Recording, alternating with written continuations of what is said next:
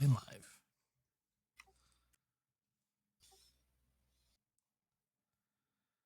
Captain's log, stardate 54527.2. The expedition has returned to starbase 621, undergoing some repairs to our warp nacelles after our fated encounter with the secret project called Unity. Narrowly escaping our foe called Zero, we were unable to gain much information on Project Unity after the covert team found its location. All we do know is that Project Unity is some kind of new or modified starship using Federation and Zenkethi design. While I would prefer to have gotten more information on this new vessel, I have been asked to hold proceedings for a peace conference between the Cardassian Union and the Zenkethi Coalition. Gold Drel will be representing the Cardassian Union, while Hellen will be representing the Zenkethi. Commander Ross and Lieutenant Commander Casey both returned safely from their covert mission from the Palace Moon within Zenkethi space. I am told that the former Artark, or I can never say that name. Sorry. I don't think anybody can. That's all I got. Altark, Shark, or whatever it is. Autark. Gave up. Altark. Thank you. Gave up peacefully, putting a swift end to the bloodshed. On a more formal note, Dr. Blackwell will be undergoing his Bridge Officer test. I am sure Commander DeGrasse will be up to the challenge to test the doctor's skills. Though in the coming hours, with the peace talks about to begin, we can finally put an end to the Cardassians and Zenkethi conflict. And Captain's log. All right, so the expedition is docked up with Starbase 621, being repaired, going through its repairs on the engine since you guys took 3 breaches the engines last episode. So that's ongoing. So really, a lot of the crew has just been getting their injuries healed up, getting the ship repaired and all that stuff. So I'll go ahead and throw you guys on the bridge, and you guys can have any free and open roleplay you would like to have before we get started in today's episode.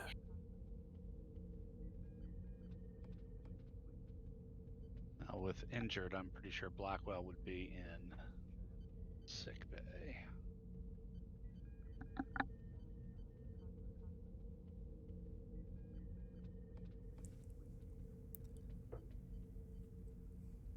Yep, so wherever you guys would like me to go, like me to take you, I could throw up that scene.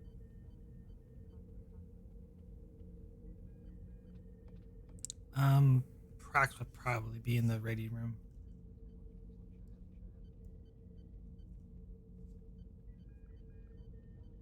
Is there anything you would like to do in the ready room, or are you just in there? Probably going over the proceedings, for the peace talks in the coming hours. Okay.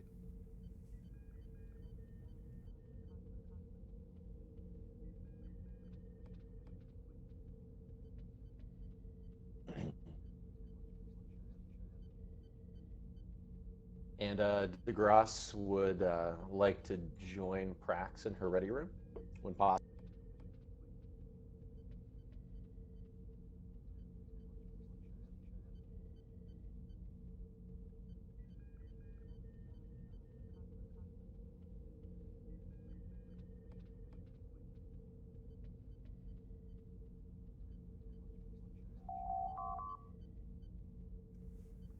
Enter.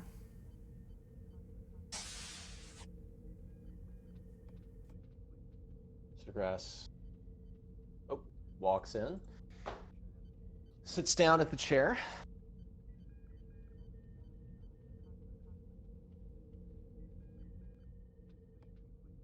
Captain, have I caught you at a bad time? No, I'm just going over the final information for the upcoming peace talks. What can I do for you, number 1? Well, Captain, I wanted to ask about this Zero character. Any further information on who they are, who they were? Taken to believe that they were fairly highly placed in the Starfleet hierarchy. So I didn't know if you had any further information. Unfortunately, not, Commander. Understood. Um, it's hard to say what information will eventually crop up on this Zergai, or we may never find out. It's up to Starfleet intelligence now at this point. Understood. Well, is there anything that you'd like us to be doing to help prepare for the conference, or anything else?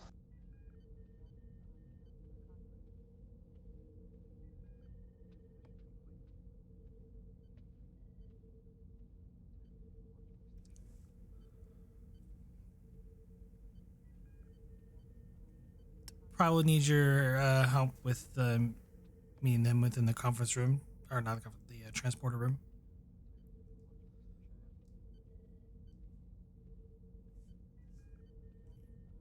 Understood, Captain. Standard uniform or dress uniform? These are formal proceedings, so dress uniform will be appropriate in this manner. I was afraid you would say that. Well, thank you, Captain. I'll post out to the bridge now.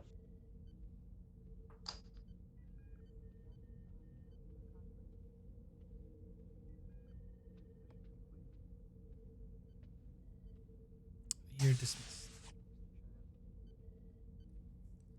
Thank you, Captain.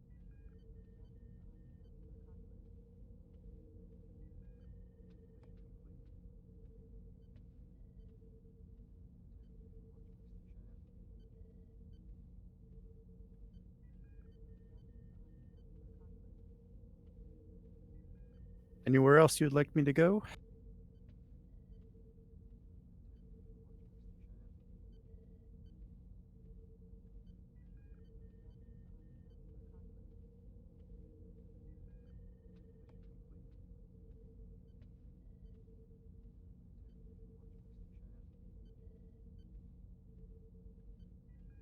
All right, so we'll go ahead and speed a plot to the transporter.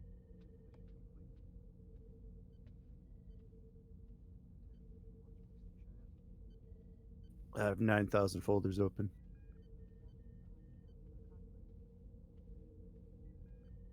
There we go.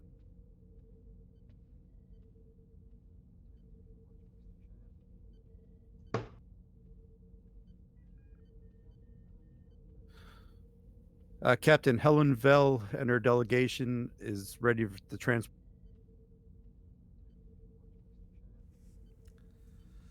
Very well, Lieutenant. She nods.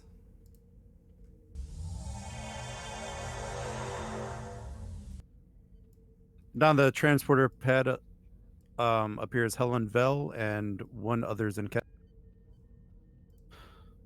Captain Prax. Helen Vell, it is an honor to see you again, and welcome back on board the expedition. Any luck with that Project Unity? A still ongoing matter.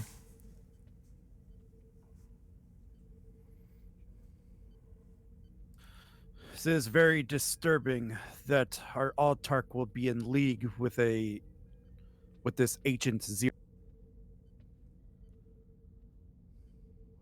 Indeed. All I do know is Project Unity was some sort of starship.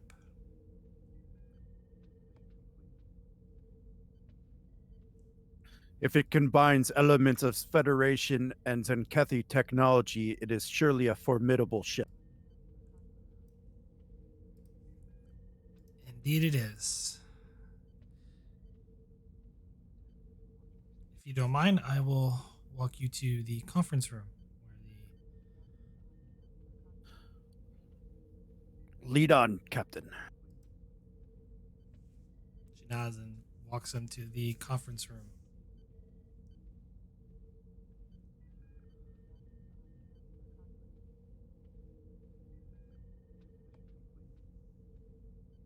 Out of character, when is the Cardassian delegation arriving? We could have them arrive shortly after you drop off Helen Vell in the maybe a half hour after.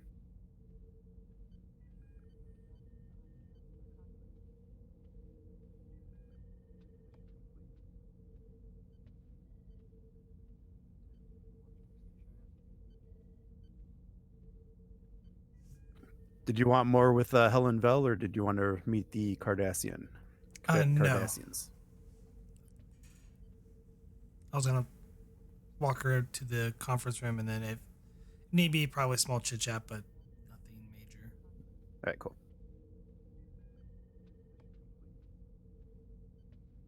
As I accidentally delete Captain Prax's token.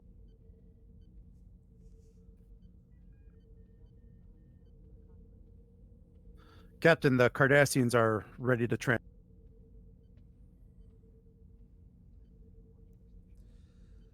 She nods. Energize.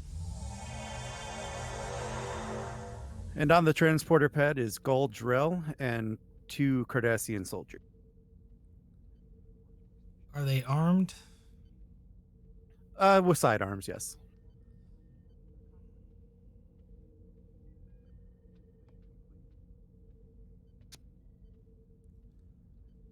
Was the Zenkethi delegation armed as well? They were not.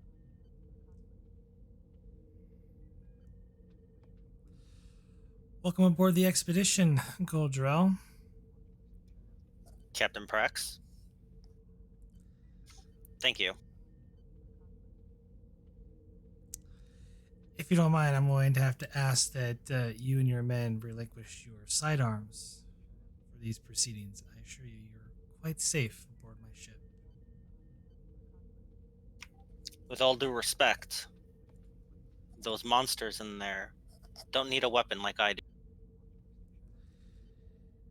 And I assure you that any security matters that will be handled with my crew on board the ship. Your men will not need to get involved.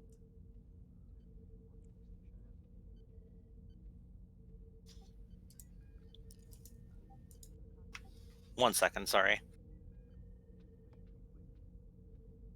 Sorry, I had a coughing fit.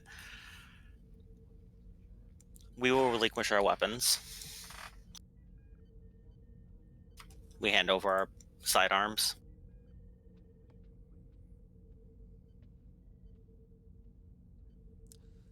Thank you, if you don't mind.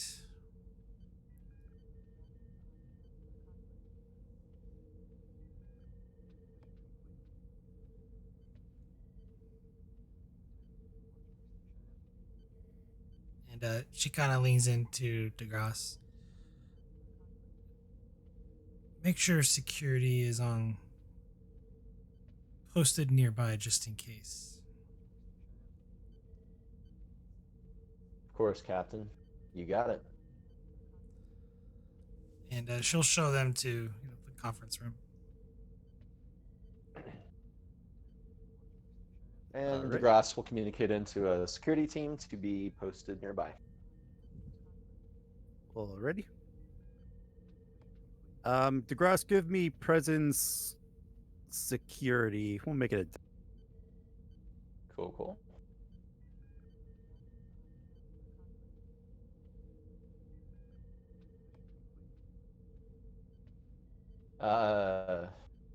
Does persuasion apply in this situation? no. you're gonna you're gonna persuade your security team to follow orders. I was gonna argue, but yeah, no, I get your point. Okay. Nice. I was kind of worried about that. Yeah. They promptly follow your orders, acknowledge, and they will send 4 security guards, 2 on each door. Nice. So you have 4 Starfleet personnel, and then you and the captain as well.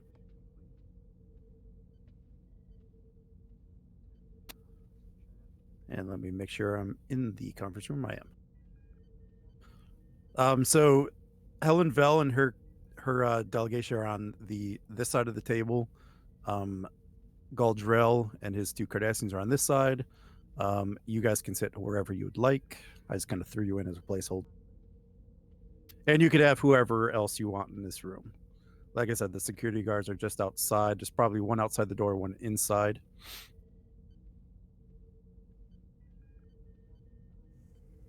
That seems appropriate.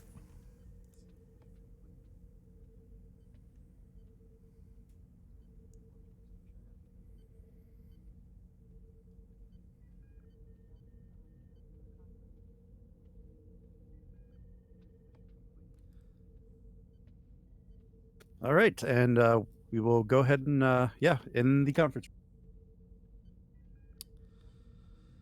I'd like to thank all of you for coming today.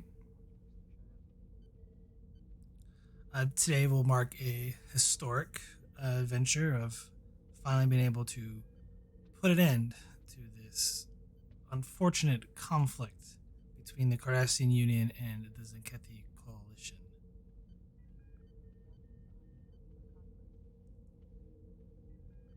And I'm assuming both sides kind of like drafted like terms that they want. Of course.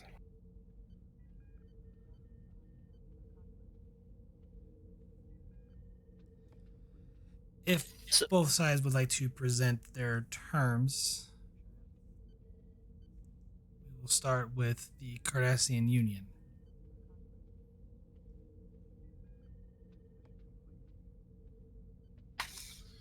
Well, it's quite simple. We require reparations for the most recent Zenkethi attack, a return to your original borders, no longer in neutral space, and we require that the Artark face punishment in Cardassian courts. Reparation. Did you pay the Zenkethi reparations when you enslaved our entire race?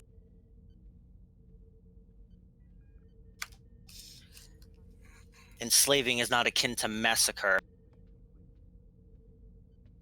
And what do you know of massacres? In your most recent attack on Quanor, you massacred civilians, bombarded from space, attacked anyone who moved, not just military. That is a massacre.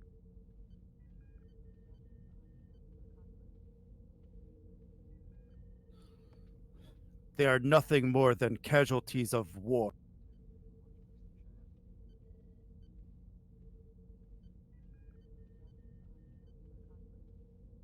I have it from my own military commanders that these civilians raised arms against our Zenkethi forces. When one is shot upon, it is normal to respond in kind.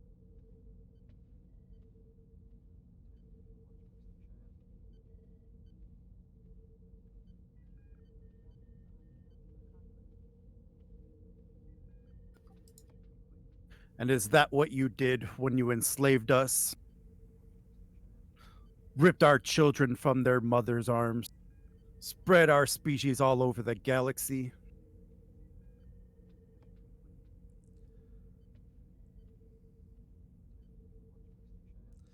Esteemed delegates, we're here to negotiate peace, not argue the past.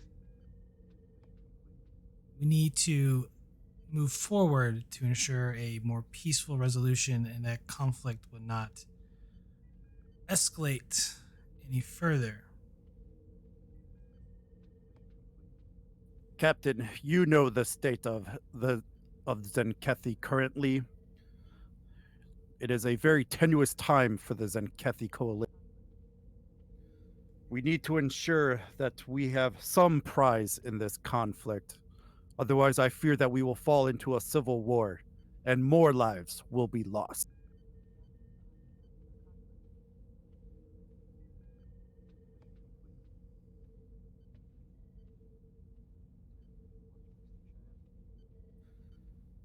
And in so, we require the territories that we have gained in the neutral area between our space to be officially recognized as Zenkethi sovereign.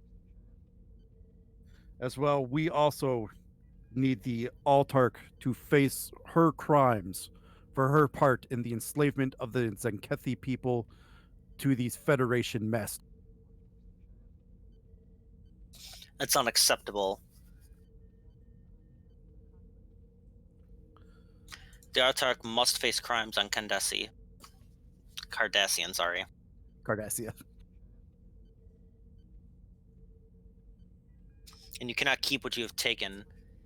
Your border is edged closer to Cardassian space. It is unacceptable.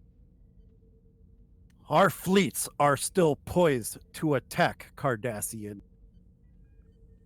I've seen your people at its worst, and they are nothing. You do not scare me. And with that, Hellen Vell stands up, throws her fist through the table, breaking the table. Perhaps we shall settle this right now. Immediately, Drel stands up, smashing its ends on the table, not breaking anything, of course. Of course, here and now. I have no problem with this as his men rise. Delegates, Grass will look to the captain. I believe we're here for a peaceful resolution. Raising our voices in anger is not going to help matters, let alone your sides. Perhaps a bit of recess will be in order here. We'll conclude in 1 hour. In the meantime, all of you and your delegation will be assigned quarters. And Hellen Vell will just snarl. Drel immediately stands up and begins walking out of the room opposite.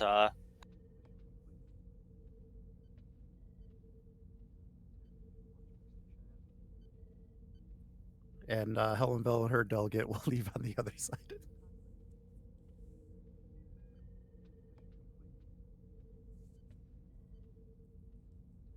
Leaving just the captain and commander in the room.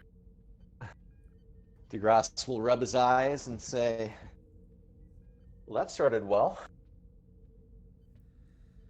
Indeed. Hopefully a little timeout will help cool their minds.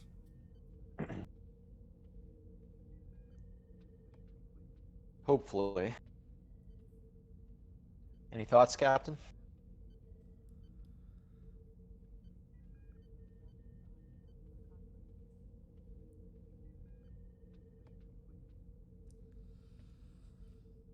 Whatever agreement we're going to come to is not going to be easy for either side.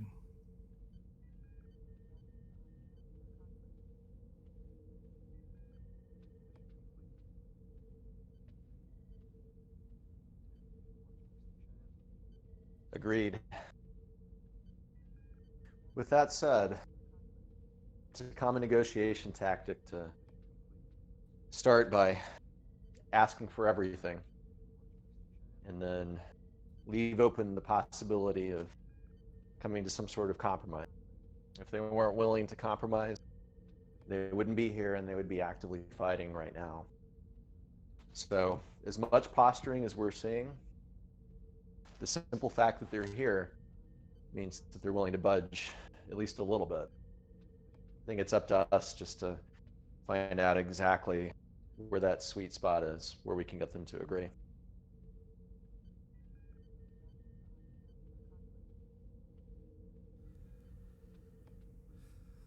Let's just hope we can find it in time to hopefully end this conflict.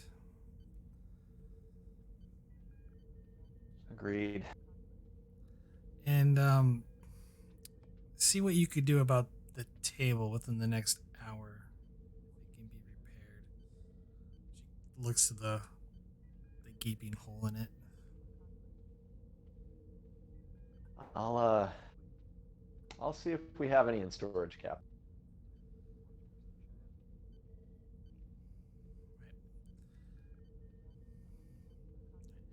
I suggest we both take time to think on matters.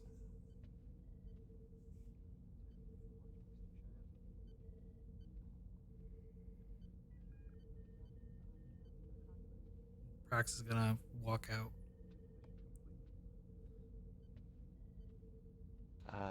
DeGrasse is going to radio into operations, I guess, to try to see about getting a new table.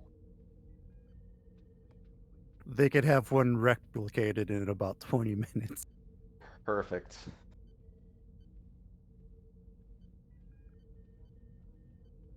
And with that, I think we will actually cut to the doctor.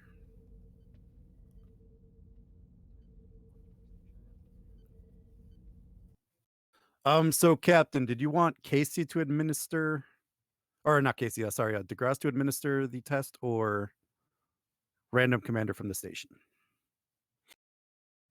I handed it off to the commander. So obviously the commander is helping me, which means probably got uploaded to someone on the station who is not as busy. Okay, cool.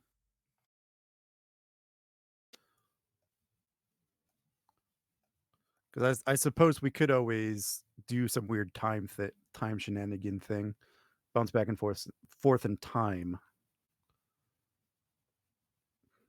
Also, but yeah, random commander. It will.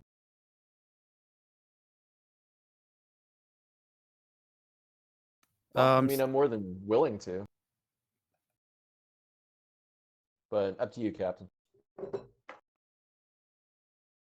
I mean, you guys are the players in this, so it's up to you guys.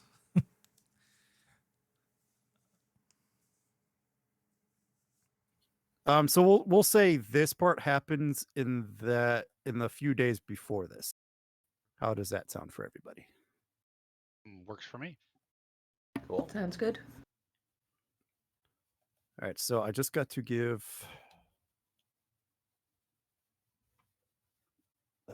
DeGrasse one little.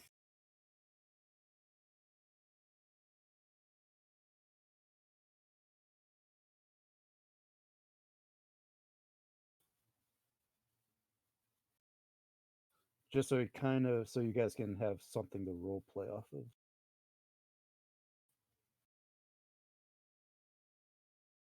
So DeGrasse, what I sent you is basically what his test is going to cover. Gotcha. So you guys can have a little role play scene before we get started here.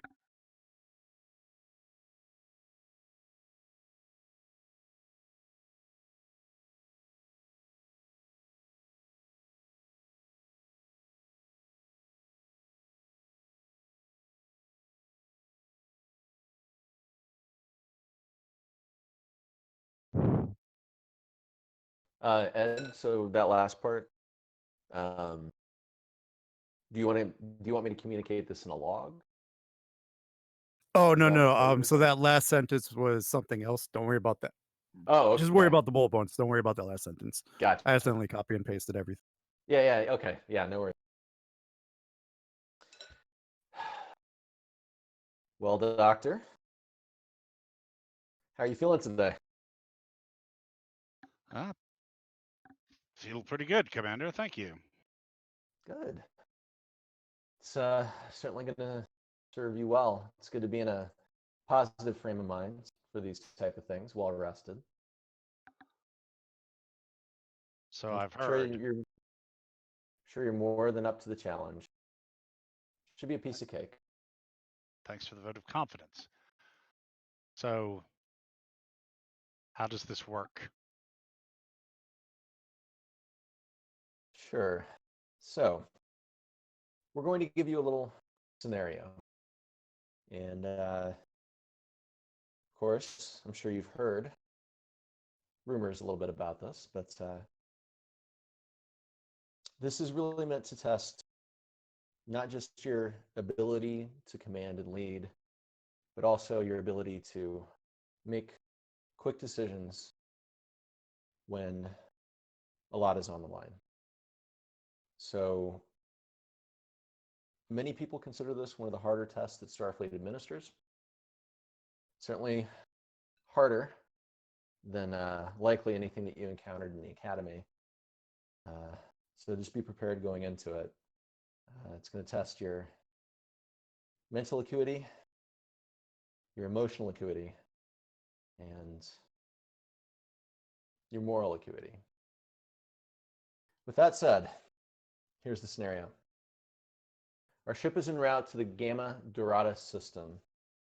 Long-range probes have detected an M-class moon in orbit around the 7th planet in this system. Our ship's been ordered to investigate. And that's all we know. All right. Good luck, Doctor. Thank you, Commander.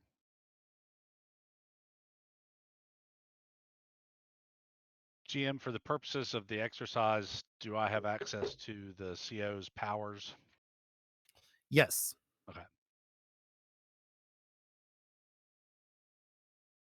All right. So where were we having this conversation? You are currently in the holodeck. Okay.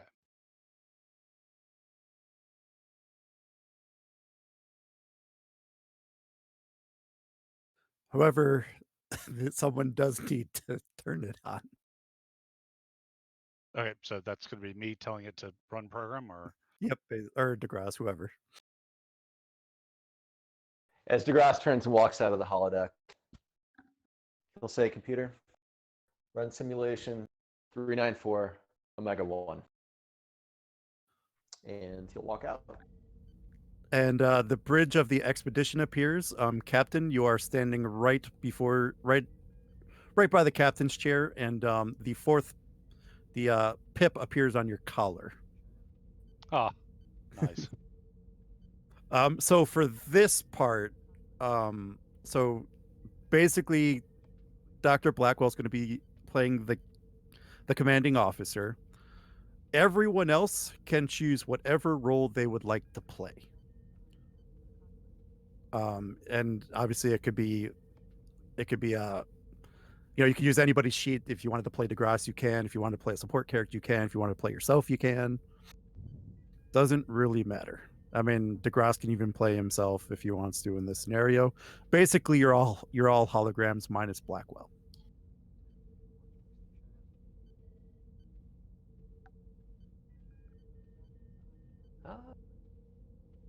This way, well, in everyone. that case, This way everyone gets to play along and do things.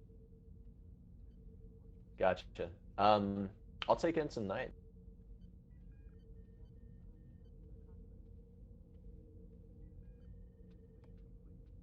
And for the purposes of this episode, it will be an activation.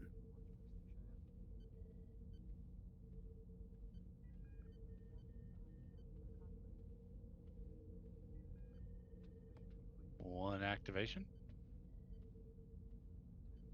This will also be a good opportunity to upgrade everybody. I'll take Coda. FYI, Knight is fully upgraded, so Maxed out. Wow.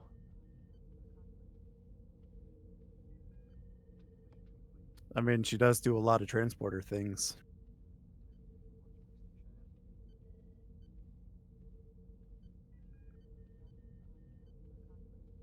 Nadan, are you playing yourself?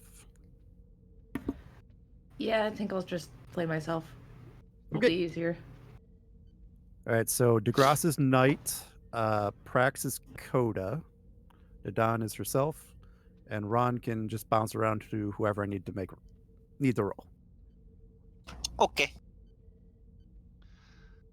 All right, so at the start of the program, the expedition is entering orbits of a T-class gas giant.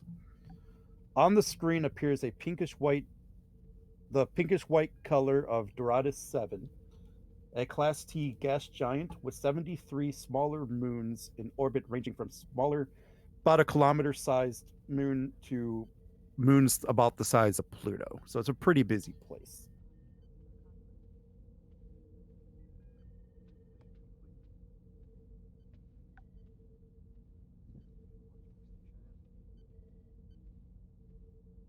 And Doctor, go ahead and take command. Mr. Orhall, bring us into orbit around the Class M moon. Lieutenant Nadal, are we able to get anything on scans yet? Nadon, go ahead Oh, and sorry, make Nadon. a reasoner control with science, difficulty 1, assisted by sensors science. So I guess that would be difficulty 0.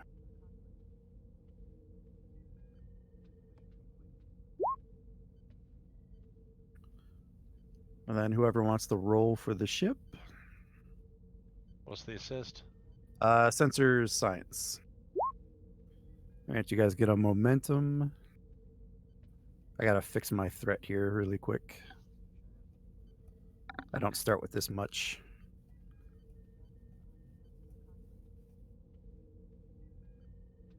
Leftover from last week.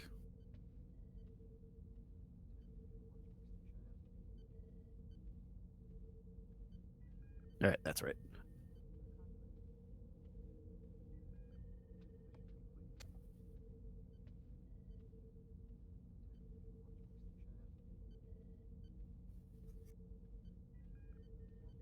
All right, Nadon, check your message.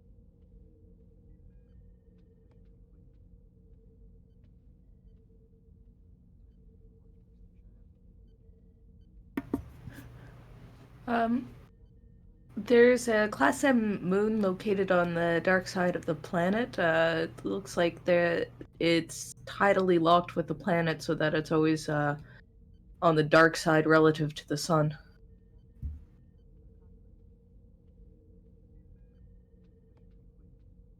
So it never receives any sunlight. Correct. All right, Mr. Orhall. How do you pronounce that guy's name? Orhall? The con officer? Sure. Okay. Mr. Orhall, take us in. Yes, Yes. Captain.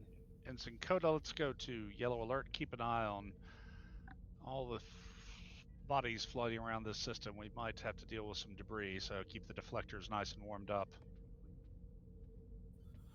All right, so I will have you guys make a con test. This will be control or daring plus con difficulty 1, assisted by the engines. And like I said, Ron, feel free to roll for the con officer if you want. I have no idea how to do that. I'll show you. It's easy. Okay, show me how to do that. So go into the journal. Okay. Go to expedition. Okay. And then there'll be a folder inside the expedition for supporting characters. Okay, and hit con and then one And of then the two. Orhall. Yep, Orhall. Okay. Orhall Boston. All right, open the sheet up. Nice and done. All right, so it's the dice roller is very easy. So you just click on, like literally click on the name of any attributes you want to roll. So you could go Okay. control or daring, and then click on whatever discipline you want, and then you see to the right where it says dice roller. So you see where it says task roll, and then it has the Starfleet Yes. symbol and then 5 numbers. Mhm. A basic task roll is always 2 dice, so you want to click on 2 unless you want to buy more, and then you just hit the Starfleet icon and it rolls the dice for you. Okay, now what discipline did I have options of, or Just con, because Okay. con's for pilot. so just hit task? Okay, I got it. Yep, just like that. And then you guys will get 2 momentum out of it, and that's how you roll dice in this game. That makes sense. Is the Pretty ship assisting? simple. Yes, engines con. All right, so you guys get 4 momentum out of that. Way to go, ship. The ship is expertly piloted, avoiding the many number of moons in orbit around Doradus 7, and you eventually make your way to the M class.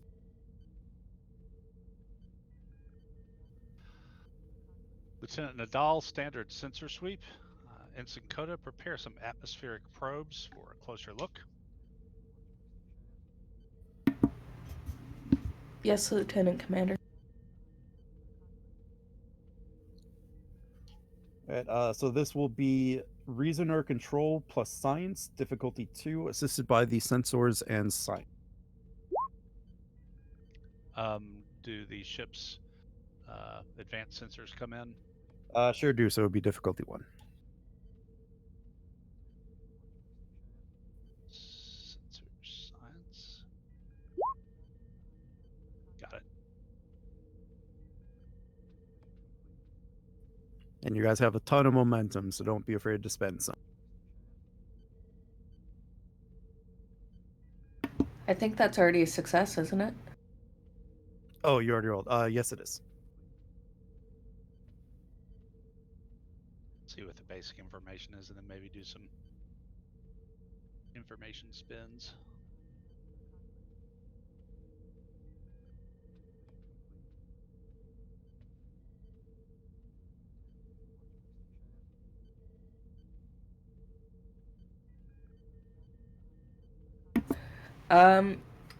The temperatures on the planet are surprisingly warm for being on the dark side. Shrouded in darkness, Lieutenant Commander. It's about 24 degrees Celsius, or about 75 Fahrenheit. Should be quite comfortable for anyone. The planet itself is about 1,200 kilometers or so in diameter. About 0.6 g of gravity.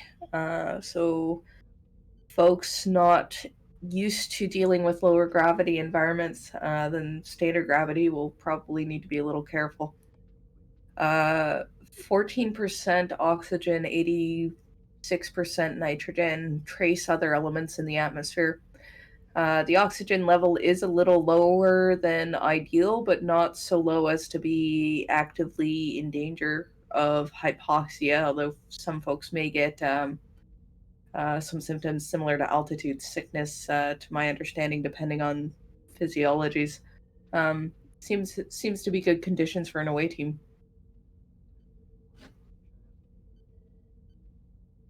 Understood.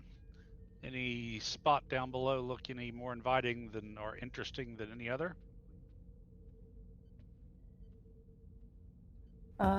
I'll use my question as science officer for that.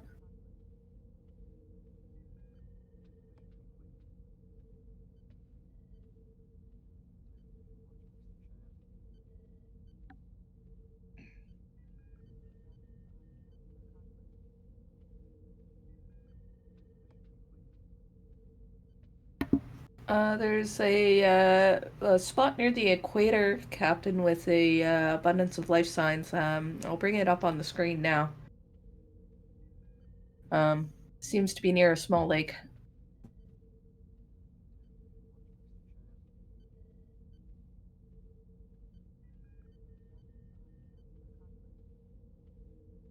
So what do we see upon the screen?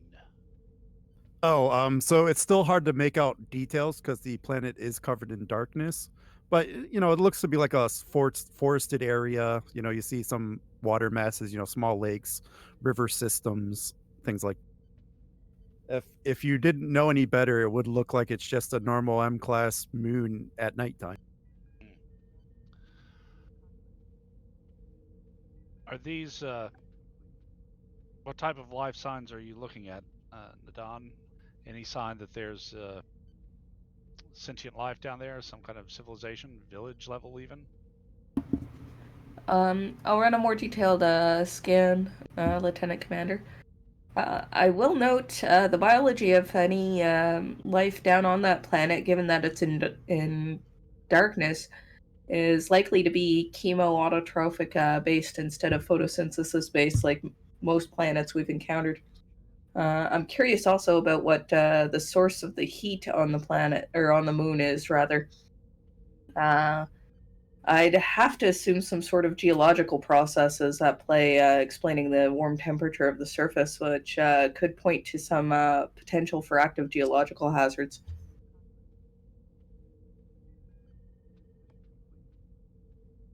Admittedly, that's all speculation at present. Okay, so pretty sure the doctor would know what ketoautotrophic was. The player does not.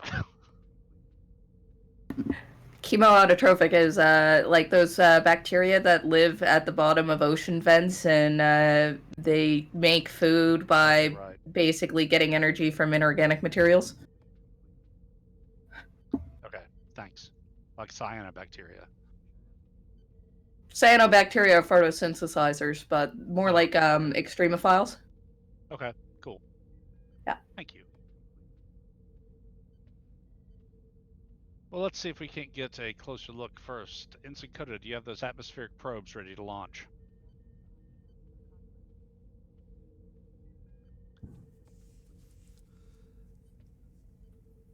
Yes, I Go do. ahead and give Oh. go ahead and give me control security difficulty 3.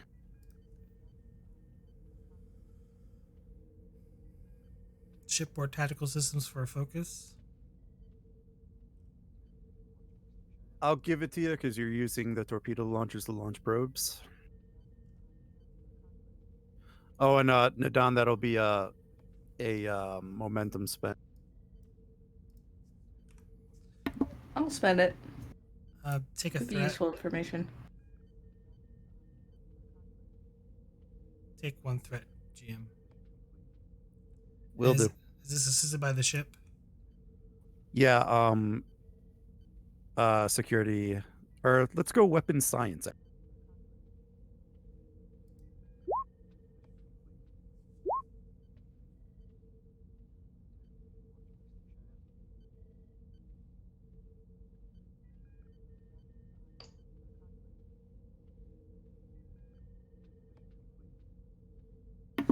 Lieutenant Commander, the life signs down there are mainly plant-like, including some small insects and animals, animal-like organisms. There's no signs of any advanced or intelligent life forms down there.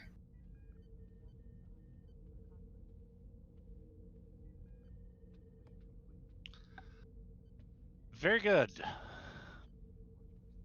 Well, here's where one of the advantages of not having a executive officer comes in handy. I'll lead the away team myself. Lieutenant Nadon, Ensign Coda, Ensign Knight,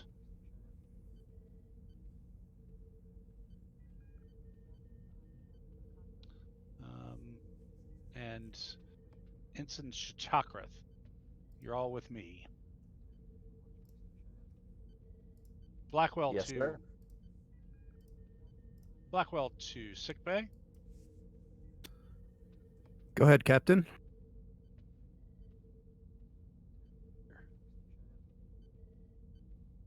Dr. McKenzie, please meet us in transporter room. Transporter room 1. I need 5 doses of triox compound.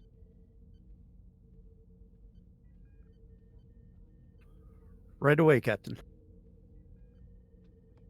And Mr. Orha, you have the bridge.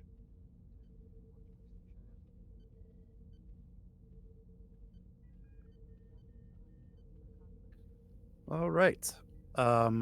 We will go to the next scene, and we will actually go back to. We'll go out of the holodeck and probably to the captain's ready room.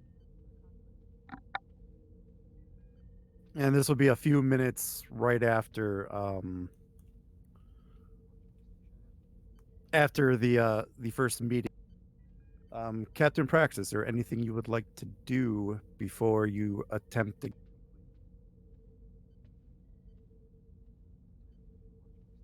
Or try to get everyone in the same room again?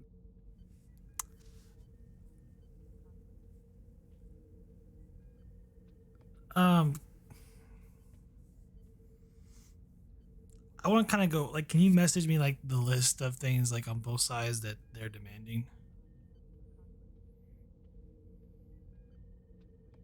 Yeah, I'll put it in the.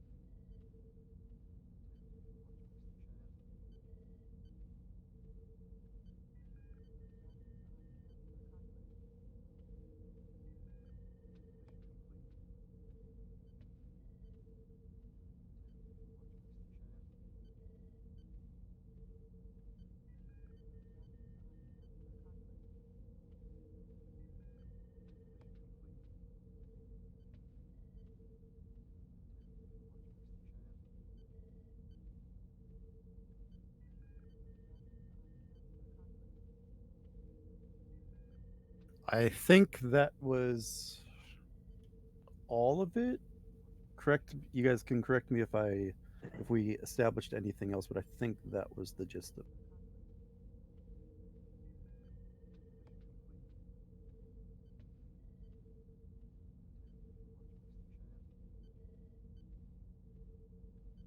Yeah, looks like it's me.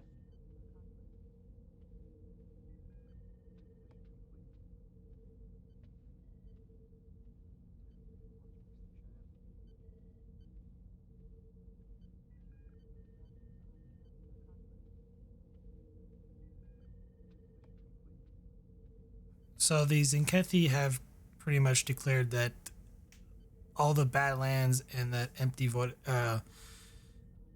area of space or the neutral space theirs that goes along the lines with the current Cardassian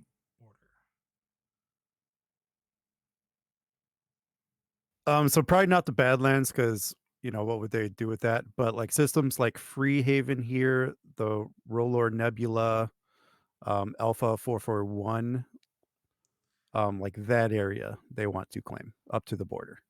Freehaven, I think, is Joran. Is it? Believe so.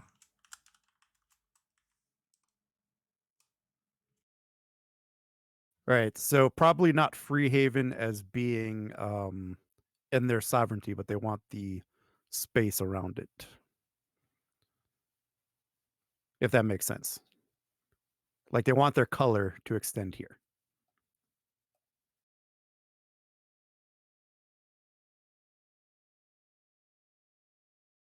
But you know how there's like species within Federation space that aren't actually part of the Federation. It would probably be a deal like that.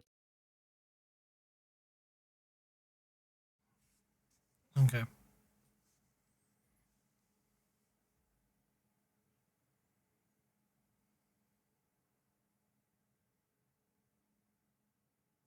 Like a sovereign nation inside their territory.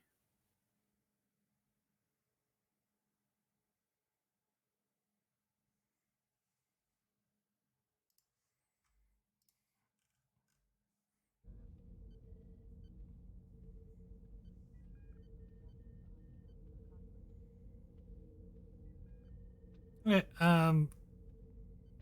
Going to one by one might be a mistake. So probably once they've kind of cooled their heels a bit, but probably resume the conference, assuming the table has been replaced. Okay, cool.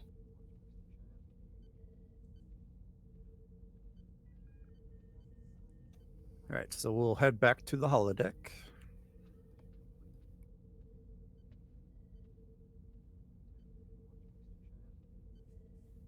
And I'm actually going to skip you guys to where you are beamed down to the planet.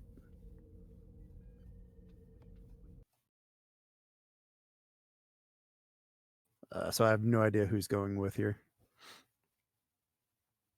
It is Blackwell, Nadon, Coda, Shishakrath, and Knight.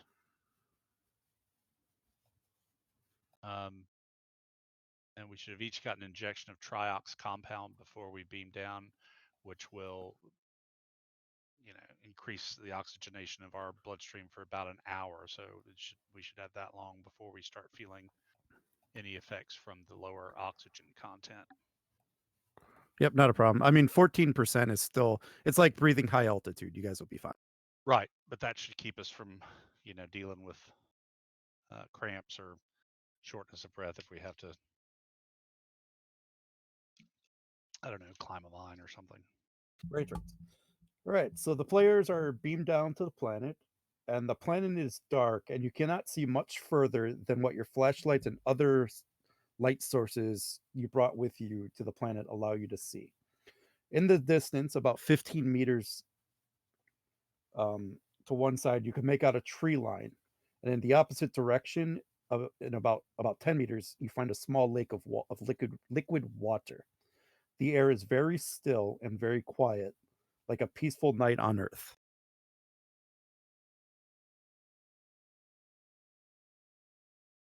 All right, everyone, keep a sharp eye out in case there's any inimical wildlife. Nadon? There's Yes, a whole Lieutenant new world Commander. for you to sample and explore, but don't wander too far, and keep Chachakrath with you. Yes, Lieutenant Commander. I'll start scanning the immediate area Oh, and Nadon? collecting small samples as we go. Oh, and Nadon? Did I forget to put on the last pip and a half this morning or something? I'm a captain in this holodeck.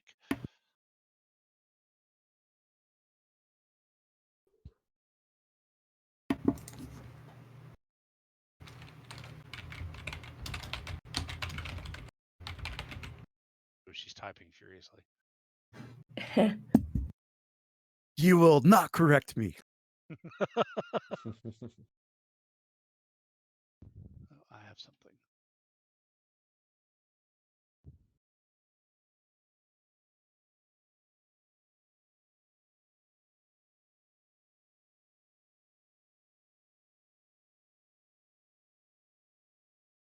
All right, Nadon. So, figure we want to look into the plants, the animals, and why the place is so warm.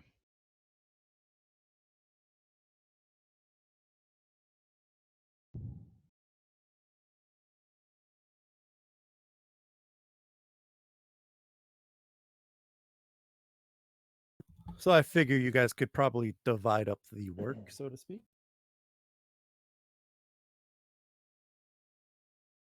Well, let's see, I definitely probably will be better off doing things biological. I'll start looking into animals and insects, Nadon, if you want to. You take whatever. If I may, Captain, my expertise is my background is directly in geology. I'd be probably best suited to investigate the anomalously high temperature here. Agreed. Let's look at the scores here for.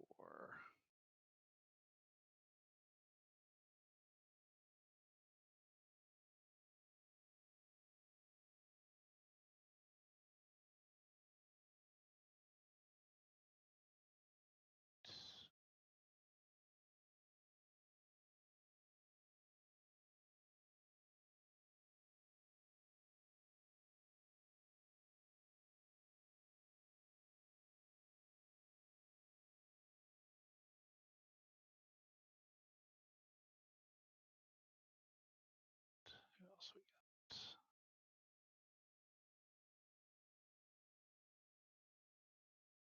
All right, Knight, you're with me. We're doing plants and animals.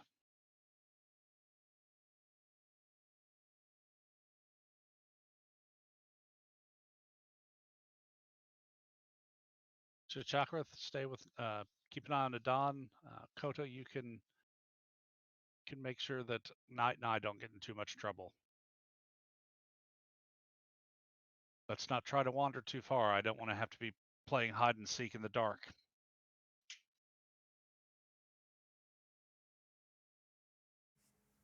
Okay, so we got plants, we got animals, and we have investigating the heat source. Which would we like to do first?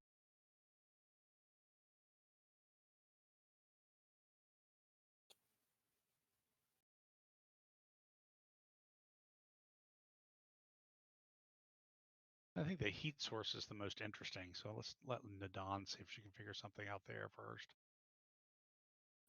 All right, Nadon, this is going to be reason using either your science or engineering difficulty of 3.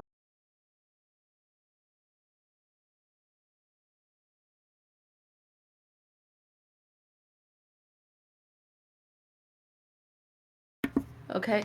Would my focus in geology and exotectonics apply? Sure would. Great.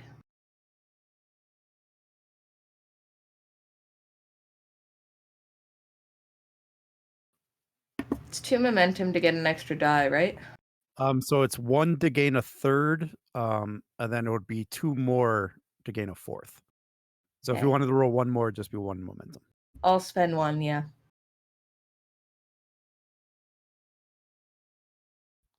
Perfect. Thing I did. Very good thing.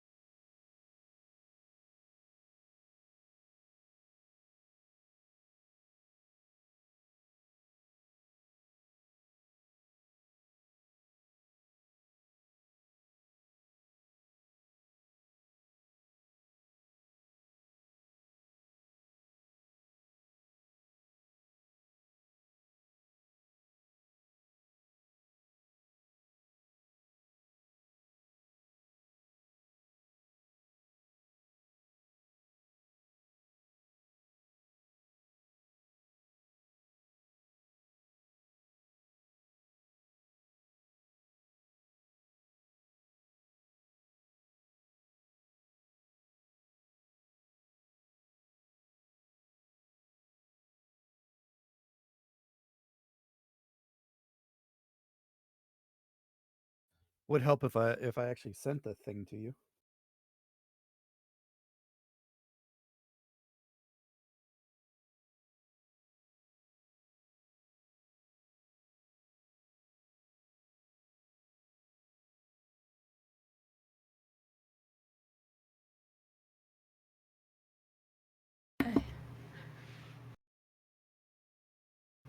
Interesting. In light of that, I'm gonna collect samples of the water to see if there's trapped volcanic gases in it, and if there's any signs of how active any kind of um,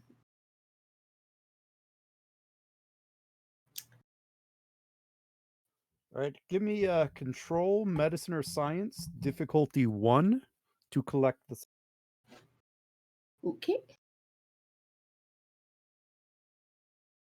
Uh, Control science difficulty 1. 2 dice. As much as I'd like it to, I don't really see my focus applying in this particular case. Roll. You got 2 momentum out, and you are able to successfully get the sample in a containment, like in a sample collecting thing, beaker or whatever.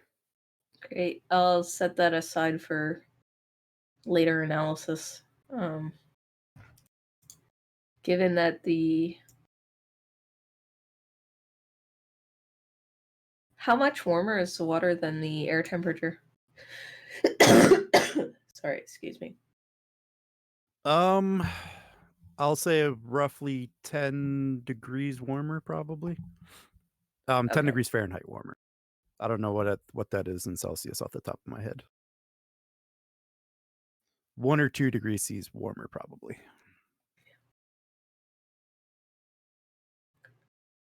Okay.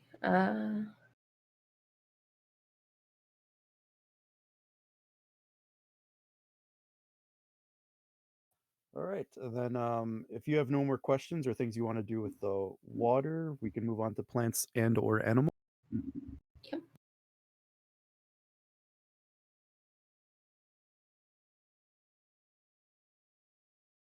So you tell me which one you guys would like to do first. Well, plants is probably going to be easier, and might notice some insect life while we're at it. All right. Go ahead and roll me reason using either science or medicine, difficulty of Sorry, Ed, you cut out there. What was the difficulty? 2. 2. Take a momentum to activate cautious medicine. Yep. Xenobiology as Yes. Okay.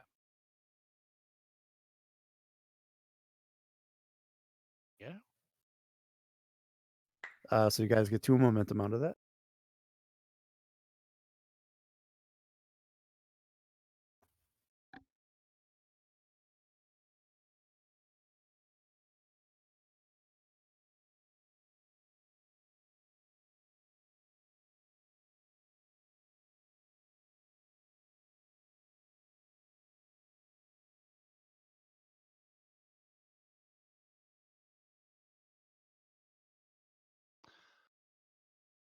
Can I tell if the pollen sacs appear to be ready to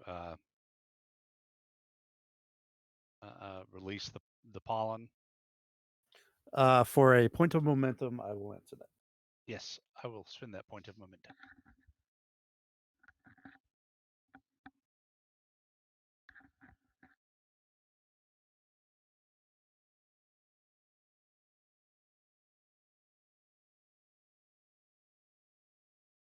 So I will. Whoop, you're still typing. Because I have a feeling the next thing you're going to ask, so I'm just going to answer it.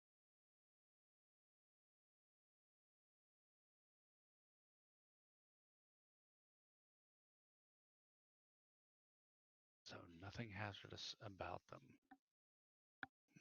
So, like, if you breathe them in, you're not all going to like die or something. Fair enough. Just on the off chance, though, Haggard to Expedition. Go ahead, Captain. Sorry, Blackwell to Expedition. Go ahead, Captain. Please beam down 5 filter masks for the away team.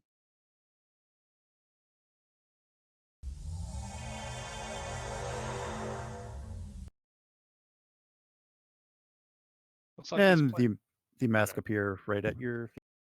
I hand them out. Looks like the plant life here has some extra large pollen sacs. I'm not reading anything dangerous, but keep these handy just in case. Could be the worst case of hay fever any of you have ever seen. So, and now I guess we will try and see if we can't get some readings or some samples of the local animal life. And so I could let you take samples as a separate role, and then you could study the sample at a reduced difficulty, of course. We're talking about the animal life still? Yes. Sure, yeah, let's try and get samples first. All right. So this will be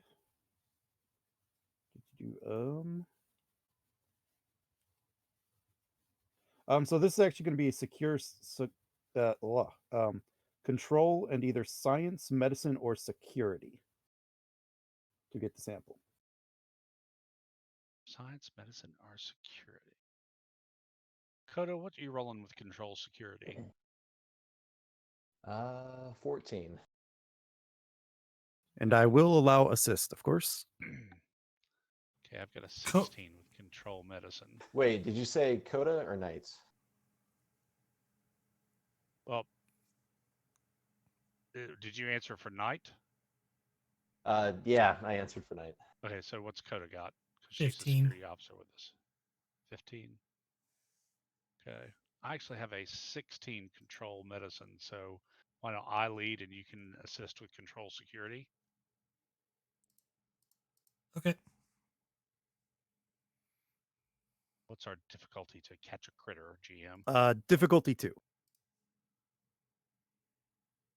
I don't think I actually have any focuses that will apply, but I will give you a momentum for cautious. Okay. All right, then we just need the assist. You get 2 momentum out of that. And so you are able to capture a few insects, a few reptiles, and now you could study them further in depth. Nice. So this will actually be a reason and either science or medicine difficulty 2 now. Thanks, Coda. It's in medicine difficulty 2, senior biology, give you a momentum for cautious. Just for shits and giggles, let me reroll that 0. Yeah, you think you get 2 out of that.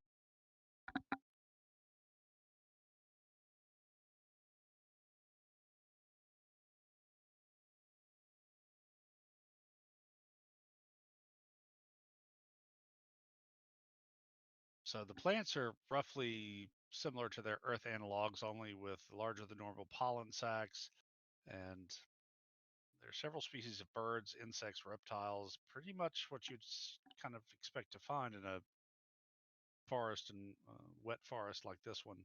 There's several species of fish and a type of jellyfish creature in the water. Not seeing anything out of the ordinary.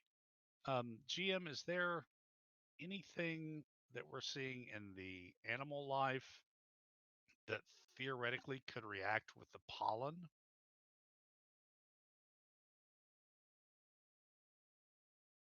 I will answer that for a momentum, of course. Yes.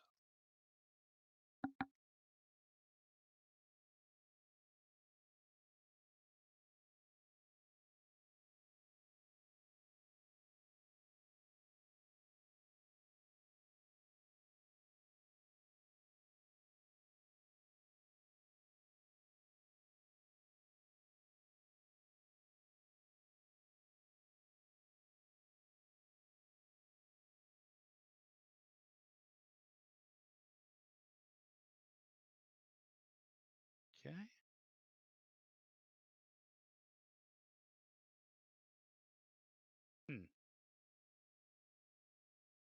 Surprisingly, it looks like several of the species feed on the pollen.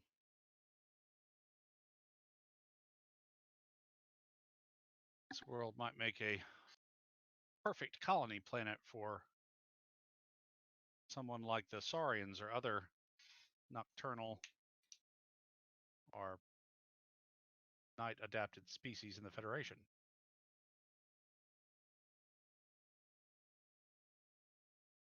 What have you found out about the planet, Nadon, the heat? It's definitely due to a geological phenomenon. The water, you may have noticed, Captain, is slightly warmer than the air temperature, and typically you would expect them to be closer, or if anything, well, in a planet with sunlight, you would typically expect the air temperature to be warmer. Even in this sort of geology, I'd anticipate the air temperature would be warmer than water because air has a lower heat capacity. The opposite is true, and that means that the heat is coming from somewhere inside the water. My scans seem to suggest that it's getting its heat from geothermal vents in the lake bed. And possibly under other bodies of water elsewhere on the planet. These are the most common cause of this, and the one I think is most likely is that it's underground magma is interacting with the groundwater, leading to geothermal features. Which in turn means something is generating the magma. Generally, a planet that's been, or a moon that's been around long enough to get tide locked, once it's tide locked, it's not experiencing as much tidal forces, and you would expect that without some other source of heat from inside the moon, geological activity would cease. So perhaps, I mean, it's pretty common for planets to have radioactive elements inside them to generate heat. Even Earth has that. You may be familiar or not. I'm not sure whether or not you have much experience on Earth, but that's where Earth's geological activity comes from. So perhaps something similar is happening here. I was raised on a colony, Lieutenant, but things worked about the same there, if I can remember my basic geology instruction.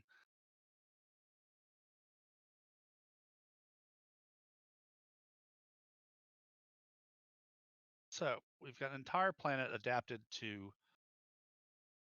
not getting any sunlight from the way the plant life makes its food to the creatures that feed off of it and on down the food chain. What else needs investigating here?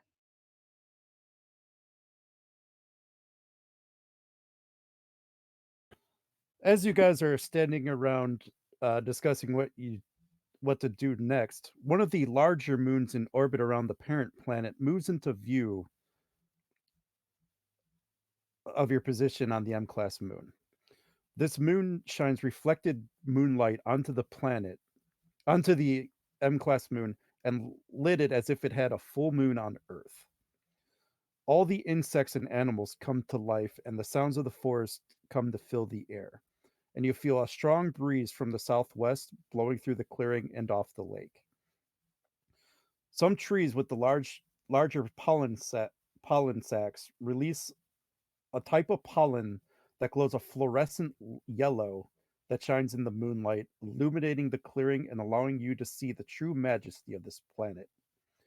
As this happens, the jellyfish-like creatures found in the lake um, glow in brilliant fluorescent blue color and float in the air on heat thermals feeding off of this and end up feeding off of this pollen.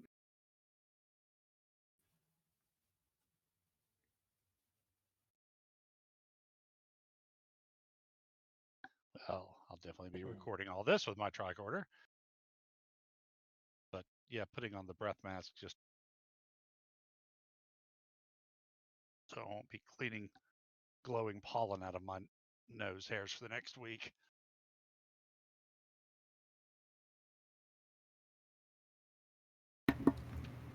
I'll put mine on as well and follow the captain's lead.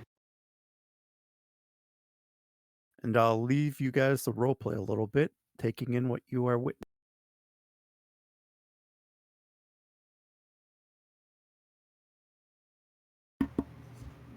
That's surprisingly beautiful. Indeed, it's like some sort of fairy tale world.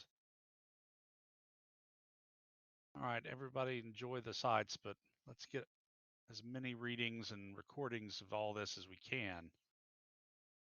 Should we get a sample of the pollen, Captain? Good thinking, Nadon. Make it so.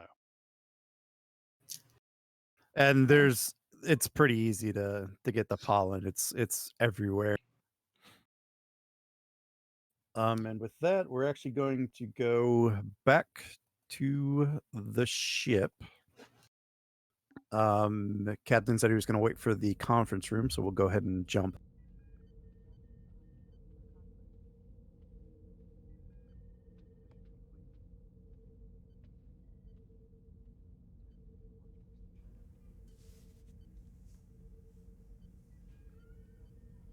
DeGrasse will turn to Prax and say, "Well, Captain, ready for round 2?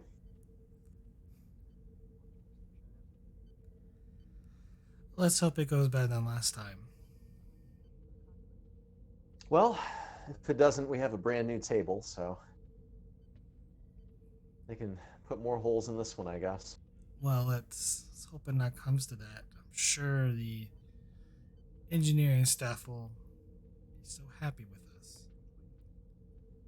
Well, if they put another hole in it, then I'm sure the engineering staff will be tempted to reinforce this with, well, whatever their best material is they're cooking up down there.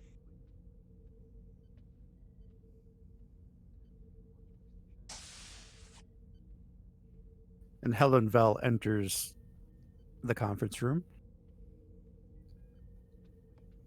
and they Praxer go to just find their seat. stands. Drel enters and does the same.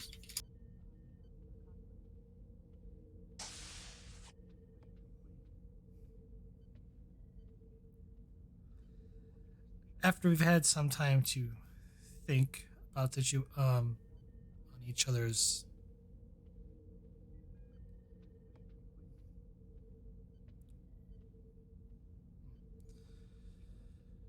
proposals, and hopefully with everyone with a bit of some clearer heads, we shall resume this meeting conference.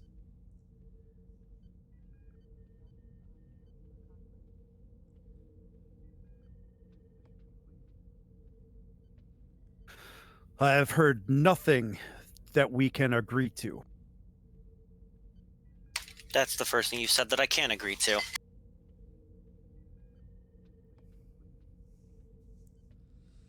Clearly, we should be able to find some common ground here. Perhaps we shall focus on the borders.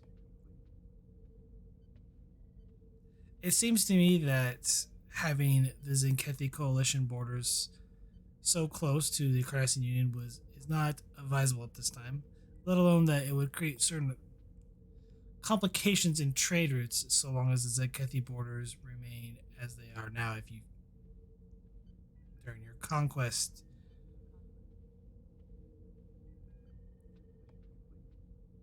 Then what do you propose I go back and tell my people, Captain? That their sons and daughters died for nothing? That will cause more problems in our world than it will solve. And they will blame you and the Federation for it.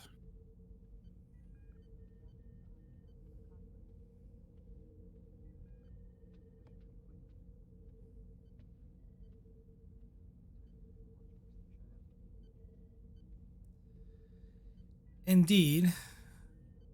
However, what I propose is establishing a neutral zone along this narrow corridor of space that no empire shall claim it in the preceding future, neither Federation, Cardassia, or the Zenkethi, to help maintain the peace and balance of power.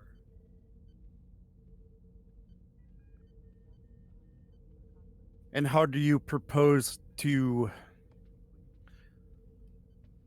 enforce this neutral zone?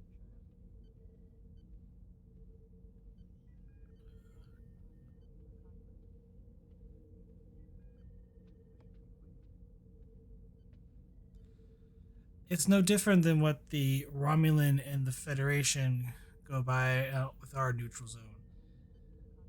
Obviously, when one side violates the other, it brings us to the brink of war, which neither side at that point wishes to engage in. Violating such actions would only lead to war. In a way, it enforces it itself.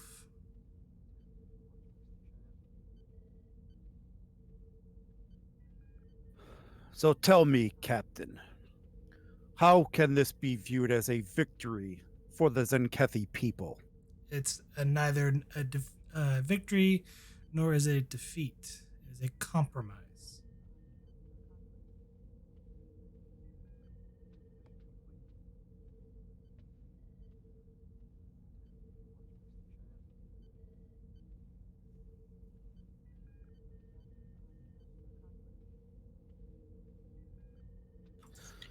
Captain, give me a presence command opposed.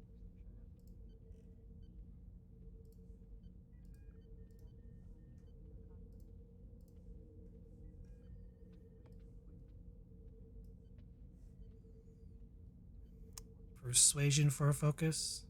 Yep. Take a threat. I will immediately spend that threat.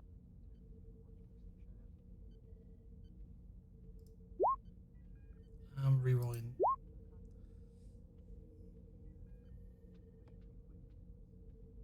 I don't need to reroll.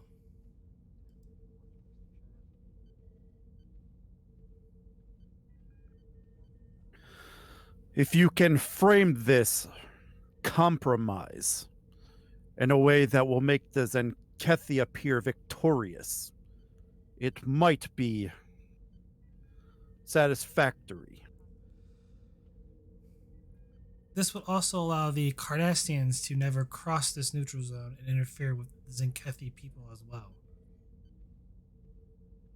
assuring a lasting peace between your two empires.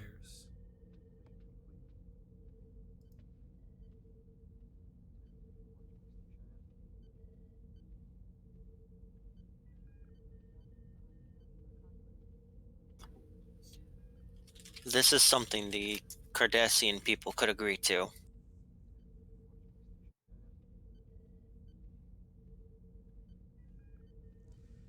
And as for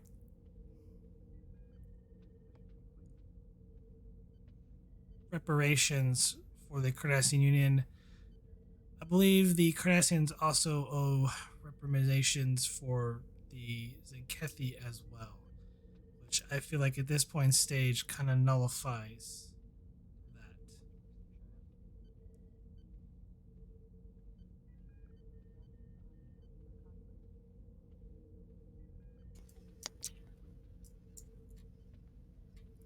You may be right, Captain.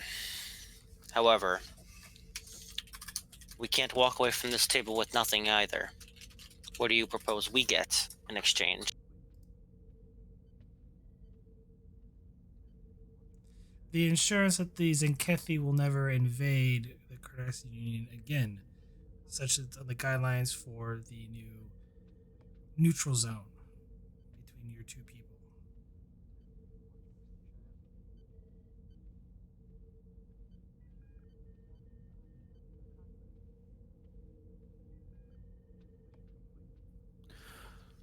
I can agree to a neutral zone, but be warned, Cardassian. If we ever see any ship enter that space, we will destroy it. We have found something else to agree on, it seems.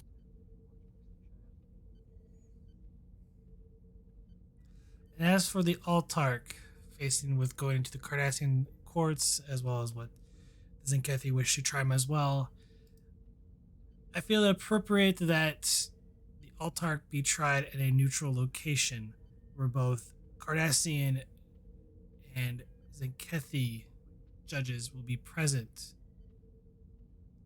for sentencing.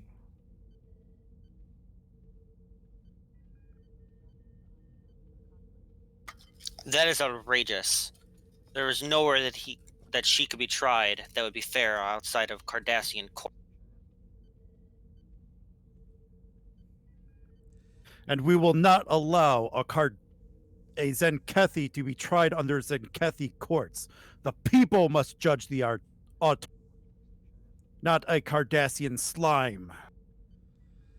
Which is why precisely I am proposing that the Altark be tried here within the Federation courts with both Zenkethi and Cardassian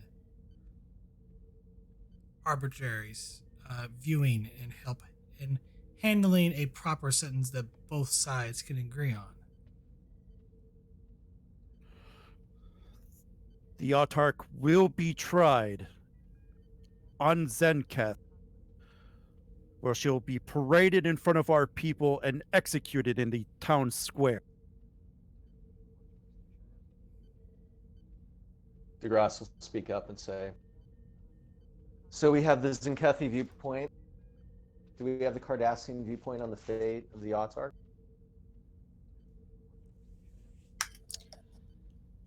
The Autark will be executed for her crimes against our people. So DeGrasse will look at both sides and say, so do we even need a trial? Commander? Trust me, Captain. She is already guilty. A trial would just be a formality.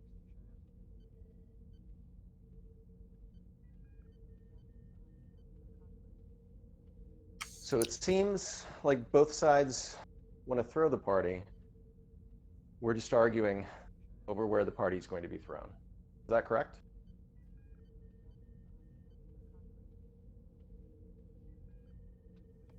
And Helen Bell will just give a little like growl.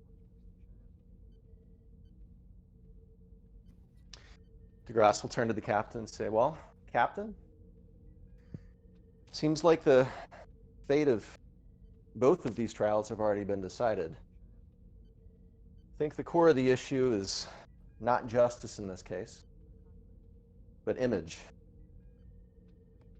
Whose people are going to be able to see the autarch brought to justice, and who can claim justice? So I would say that that's probably what we're negotiating on here. Unless you have a better idea, Captain."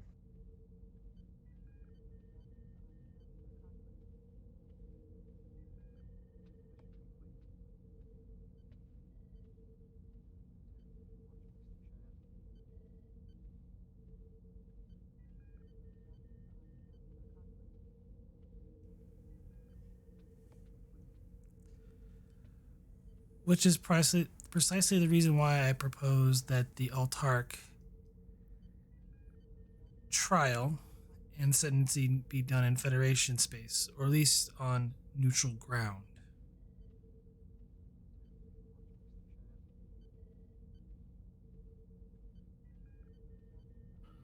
The autarch will need to die by Zenkethi hands.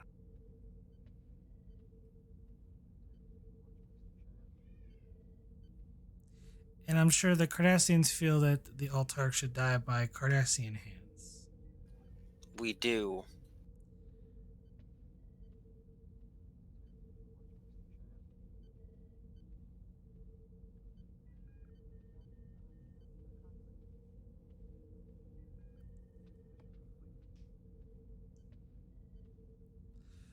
Perhaps it's not in the best picture for the autarch to die at all, but to be sentenced.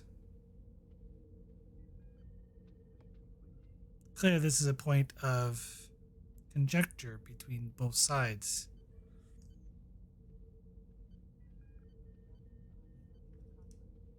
Our system of laws are clear, Captain. Anyone who attempts to enslave a Zenkethi citizen must be shown the death penalty. She is guilty of this. She's guilty of many things that we agree on.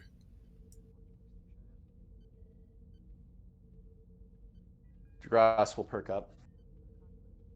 So tell me, I'm not completely familiar with both of your cultures. Is it better to surrender and live out the rest of a person's life as a coward? Or is it better to die with honor in your cultures? Helen Bell will stand up. You better watch your words. I'm simply asking a question.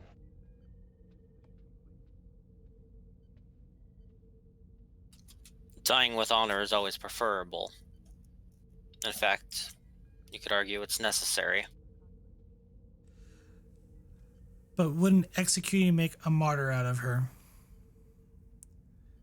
Reignite their the flames people? of war for the Zenkethi people, and plunge the Cardassian Union into another senseless and bloodshed conflict.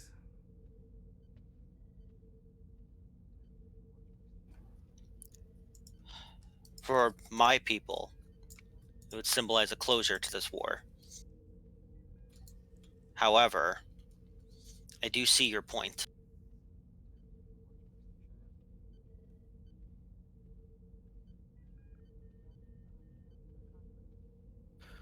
The Zenkethi will hear your proposal. And as you think of what your proposal is, we will go back to the holiday.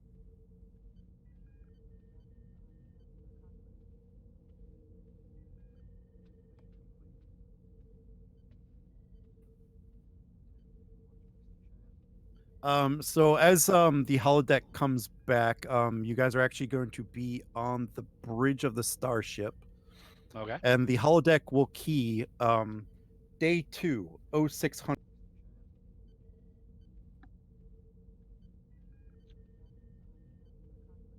God, I hope I have a cup of coffee.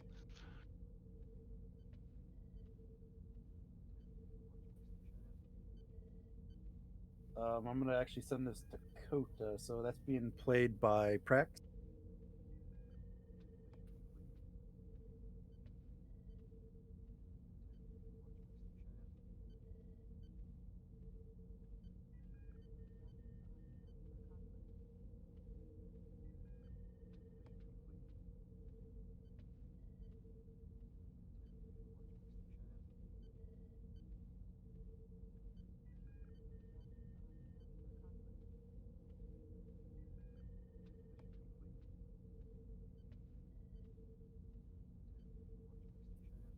Prax, you get my message?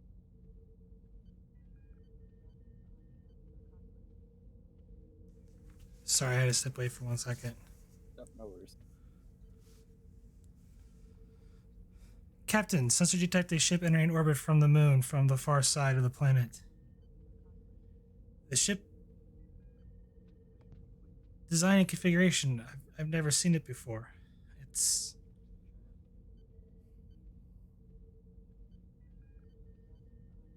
it's apparently sending some sort of beam down to the surface of to the moon's surface.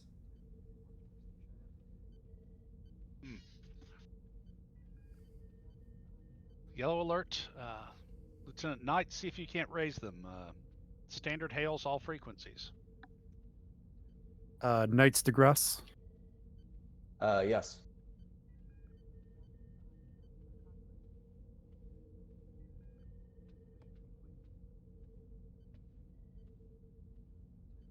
No responses to our hails, Captain. Nadon, can you tell me what they're beaming to the planet? What are they up to? I'll run a scan of it. Go ahead and give me reason or control using engineering or security. Okay, I will take reason engineering. And that's probably assisted by sensors engineering. Difficulty 1. Difficulty will be 0 since then. Sensors engineering. Ooh. Let's squash that. Oh, and we did enter a new scene, by the by.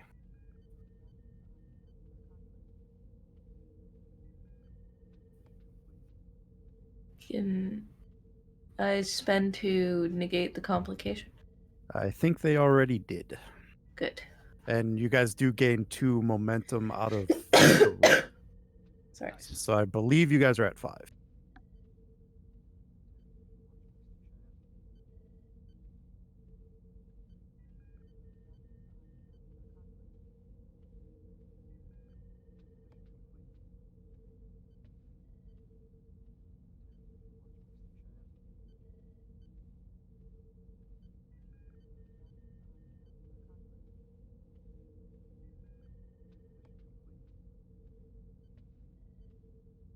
And I sent you a message in it down. There's an odd dispersal pattern coming from the beam. I'm not able to scan the ship or retrieve any information about it, Captain. So what's the beam doing on the planet's surface?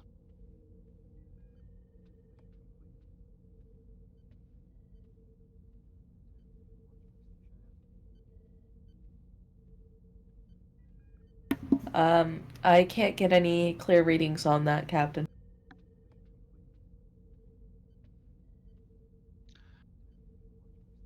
Lieutenant Knight, open a channel. This is Captain Sam Blackwell, the Federation Starship Expedition. Please respond.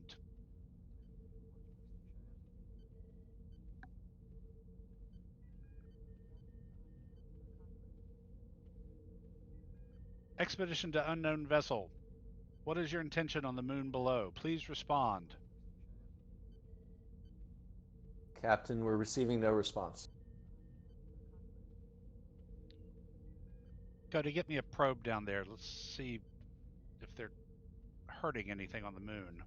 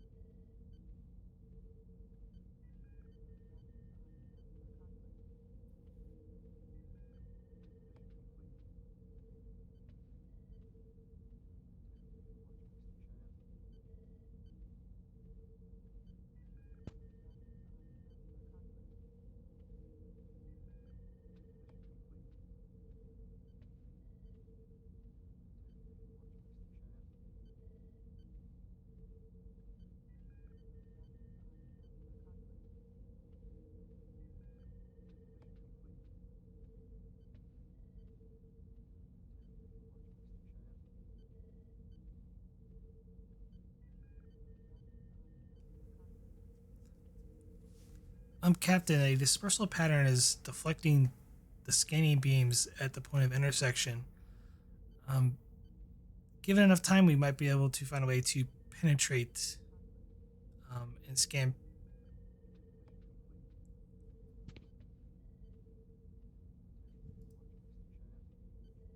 Did they seem to be doing any harm to the planet's surface?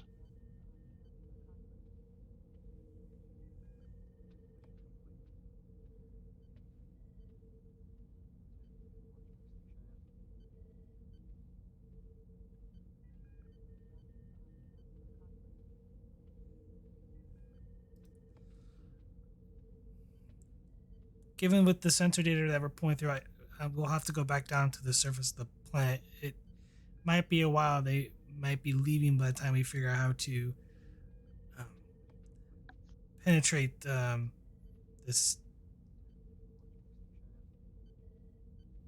deflecting scanning pattern that they're emitting. And we can't tell what the beam itself is.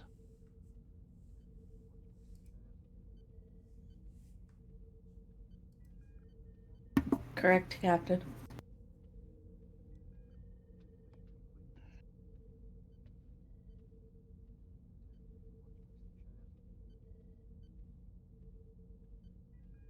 GM, what's our location? Are we in Federation space or not?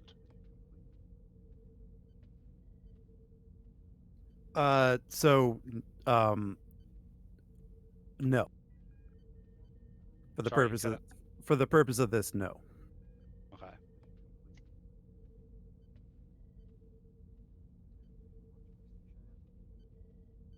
Well, the planet is remarkable, but uninhabited, and we have no legal authority to do much of anything. I think our best bet is to wait and continue to try and hail the alien vessel.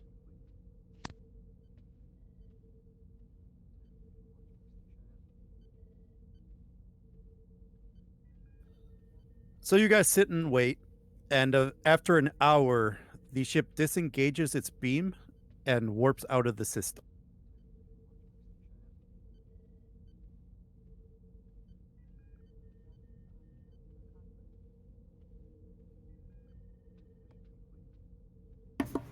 As soon as it's gone, I'll scan the surface where the beam was hitting.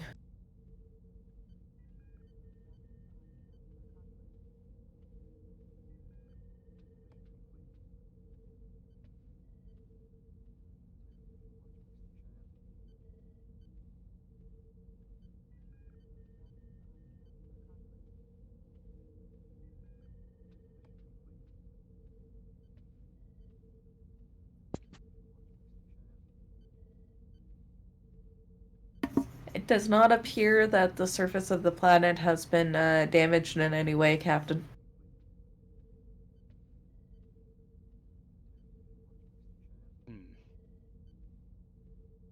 Can we get any clearer idea of exactly what they were doing and why?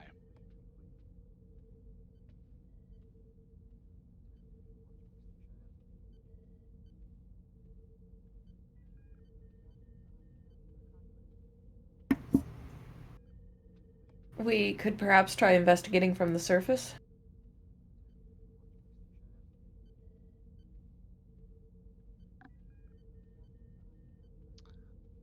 All right. Same team as before. Let's take breather masks. Is there any sort of light intensifying night vision equipment that we could take with us? I'm sure you could rig something up.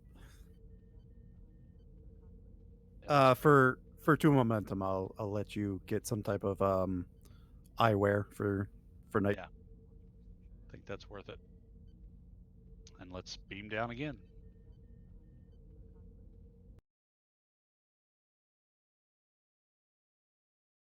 Back on the surface of the planet, you guys wait until the cycle of the pollen cycle happens again. And this time you also see a familiar trend with the plant and animal life. However, this time the pollen of the trees seem to grow a dim light green color, much darker than the first night. The jellyfish creatures again will feed on the pollen, and within seconds of ingesting the pollen, the jellyfish creatures fall to the ground, losing their luminosity.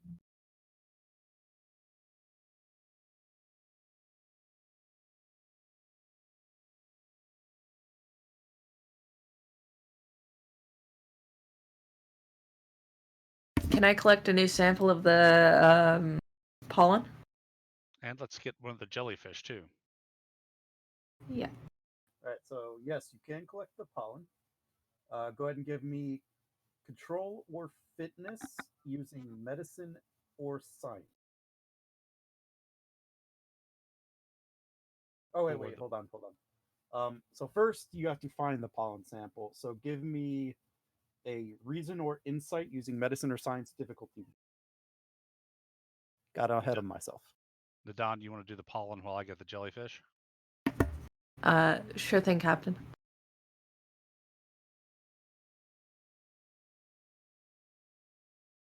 And doctor, for scanning the jellies, please give me reason or control plus medicine difficulty 1.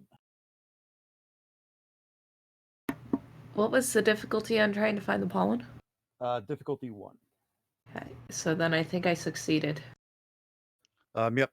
So that'll be 2 momentum gained for both of you, and then I'll each give you the info.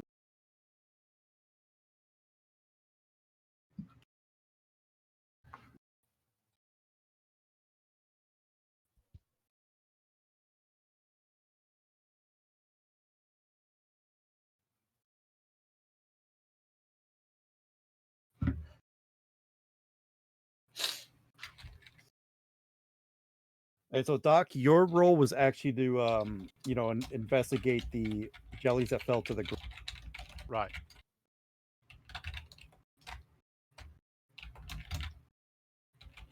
Well, I definitely want to collect one of the dead jellies for a more detailed analysis.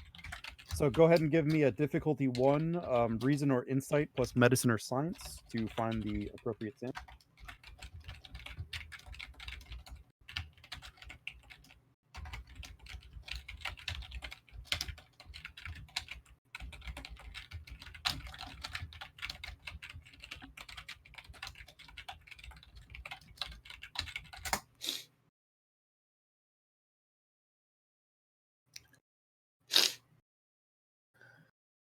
Wolfgang and Nadon have loud ass keyboard.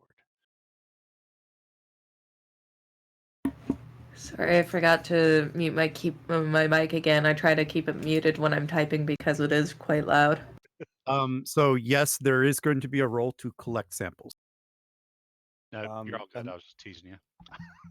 And that'll be for both. So Doctor succeeded at his role.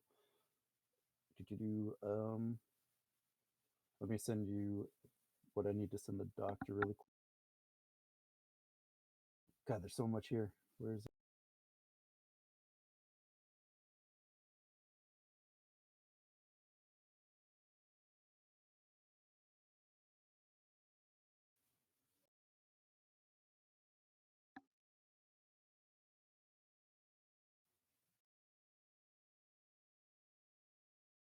All right, so I think you're both caught up currently.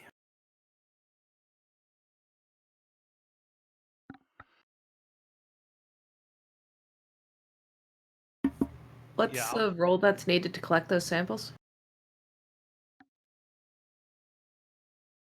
Okay, for the pollen, it'll be fitness, medicine, or science difficulty. To collect the jellyfish samples, it'll basically be the same role. Okay, yeah, definitely. I mean, I'm not too worried much about the difficulty of picking up one of the dead ones, but I do want to try and get a live one as well. So, difficulty what? Of 2. You said fitness? Control or fitness. Is that controller fitness for both of us, or is it fitness strictly for me? Yeah, it's for either control or fitness using medicine. Okay. I'll spend a momentum to get an extra die.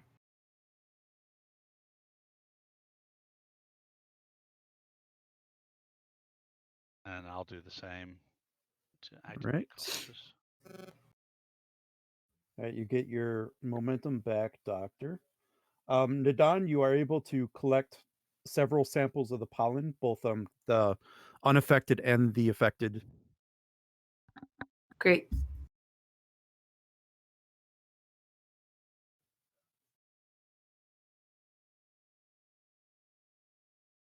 And Dr. Blackwell, you're able to collect obviously a few of the samples from the jellyfish that have perished. However, in order to get the live jellyfish, you wade into the water a little bit with one of the containers, and you are able to coax one of the jellyfish creatures into the sample cage.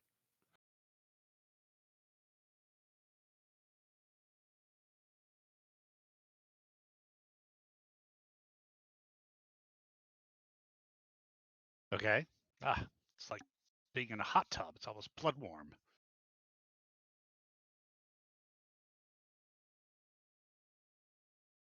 So yeah, let's do some. Yeah, I guess it'd be better to return to the ship and the labs to do some comparative analyses.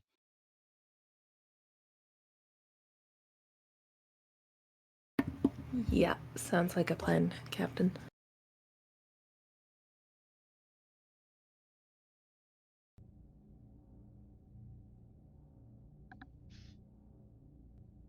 All right, here is a nice science lab Captain Prax threw in earlier today. And you guys could have whoever you want in here helping to work on this. Feel free to use whatever support characters so that people can have people to play.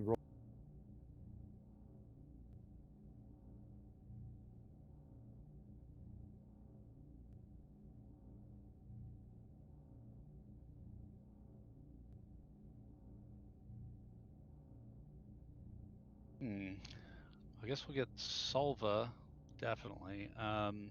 Dr. McKenzie.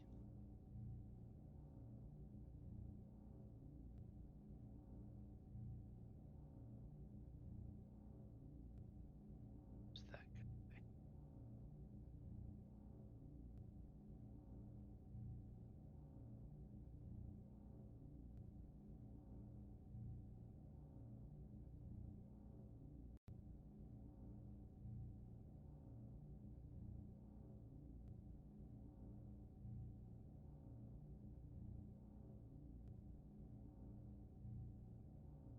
Maybe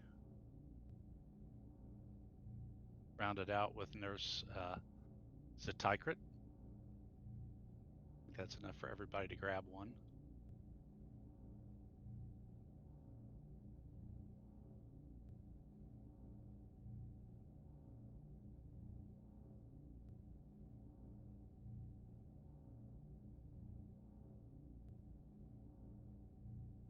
Yep, she's already up there.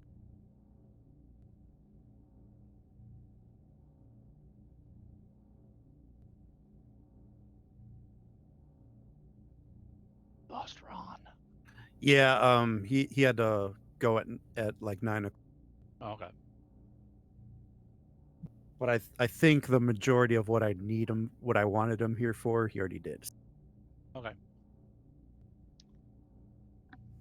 I'll take Cool. Mackenzie.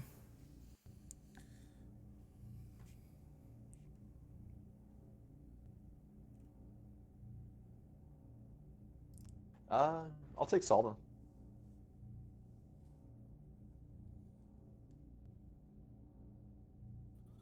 All right. Where would we like to go first? You have the pollen, you have the jellyfish. Let's start with the pollen because they seemed to be fine until they ate that.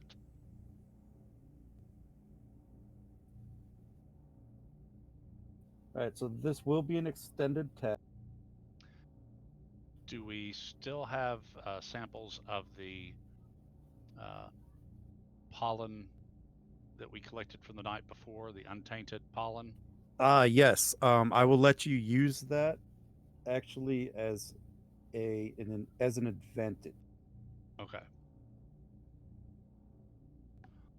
which I am already going to tell you right now. I have to adjust these extended tests, but I won't do that for this one.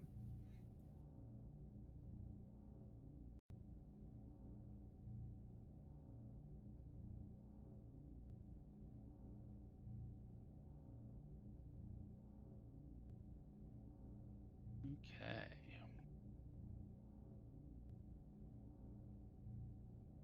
Now, Don, you have the highest rolls for sure with reason and science. You're rolling the 17. My strongest is a 16, so you can lead.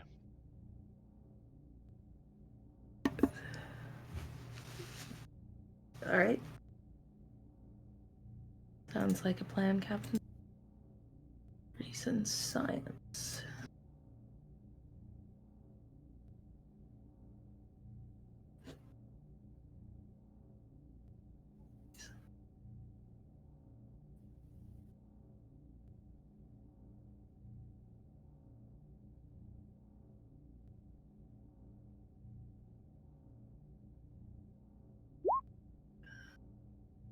Am I assisted by the ship on this or not?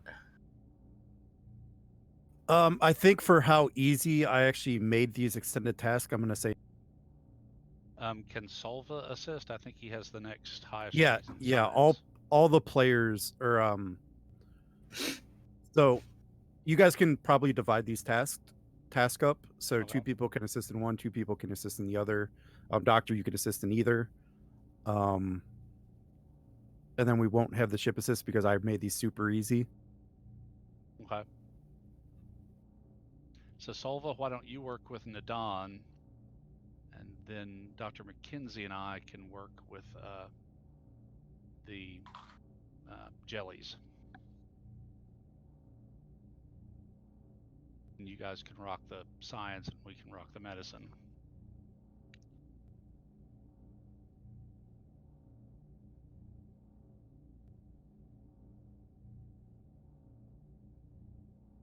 Sounds good.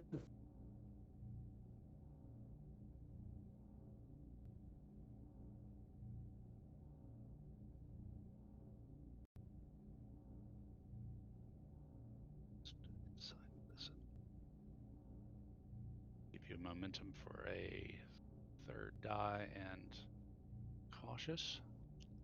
And this is for the pollen. I think Nadana was rolling for the pollen. I'm rolling for You're the doing for the jellies. Okay. yeah.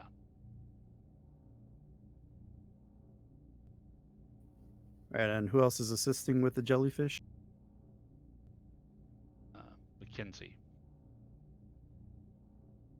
All right, just need that assist roll.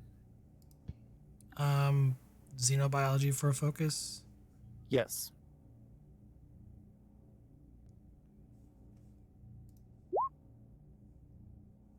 I believe you guys gained 2 out of that. Doctor, roll me 7 challenge dice. Mackenzie can roll me 1.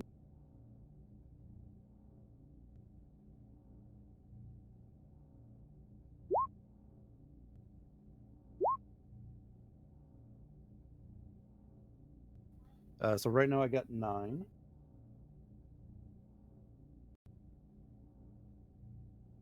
So actually, with the resistance, it will be 7.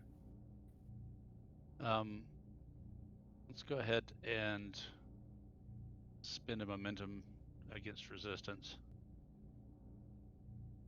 Right, so that will be 9. And then let's go ahead and spend another one to complete the work track.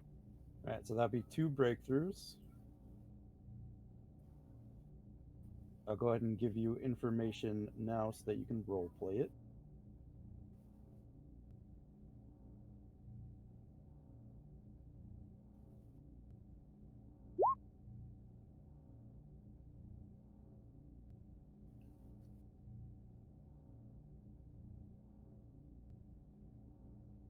Then Nadon, if you want to go ahead and make your rolls. So I had rolled mine just above Yep, I see it. Blackwell, and at the bottom for some reason it's showing up as me, but I'm trying to roll for Solva, and I've got his screen open. Oh, so okay, that's Silva's rolls. Cool. Yeah. So that's 3. So you guys get a momentum out of that. Please roll me 7 challenge dice, and then Solas can roll.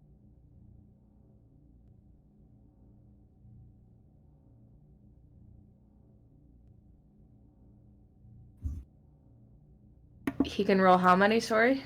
He could roll 1. Okay.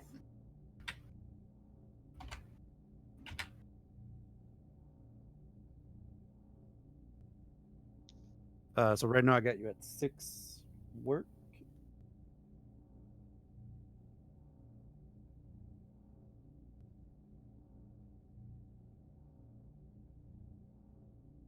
That seems right. You can spend 2 momentum, and that would complete the work track. Yeah, let's do that. Because I don't think there's resistance to this one. Nope, not for that one. Actually,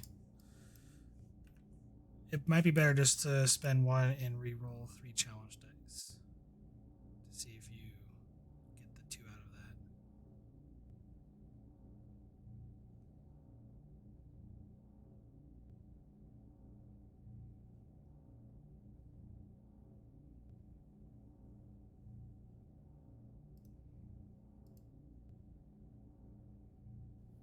Right. So the doctor's roll, you still have 1 more, but I did give you information if you would wish to role play that. And then same thing, and Nadon's is pretty much done. Yeah, Nadon's roll is done, and I got them their information if they want to roll. So you want me to roll again to finish up the extended task first, or? Whichever. You guys can role play first. Does not matter to me. Yeah, role play it out before we finish it up. This pollen definitely killed the jellyfish creatures. Looks to be chemicals that have been added to the pollen seem to be breaking down and changing the cellular structure of the jellyfish.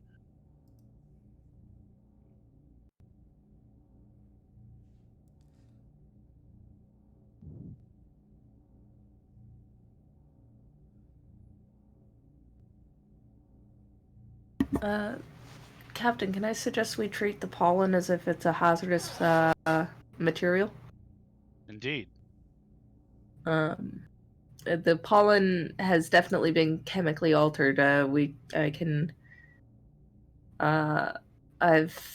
been able to isolate a chemical that has been introduced to the pollen material in the altered pollen as compared with the unaltered pollen, but I have yet to characterize that, the identity of it. Understood. There's the roll for finish up the extended task. All right, you guys get 3 momentum out of that. Go ahead and roll me work, but a single work will complete it. Yeah.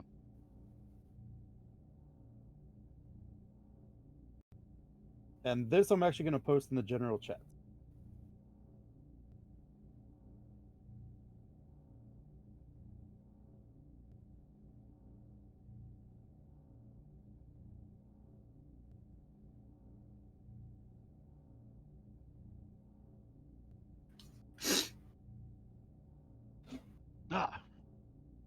that? Did we get a? I'm assuming we're recording all of this on with various instruments. Can I play back that the time frame when the light seemed to be directed right at me, and I thought I heard a sound. Yeah, go ahead and give me reason or insight with science or command. 6 1 half dozen another. Difficulty 1. Computer, playback time frame 6.1.7 through 6.1.85.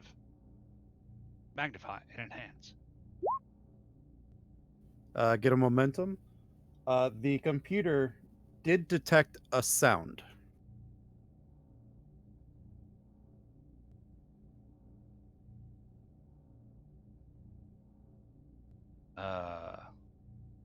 Let's analyze that sound.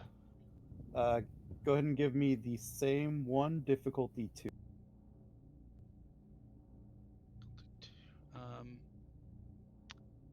Momentum for a third die. Don't think I have. Is xenobiology applying for this or no? No.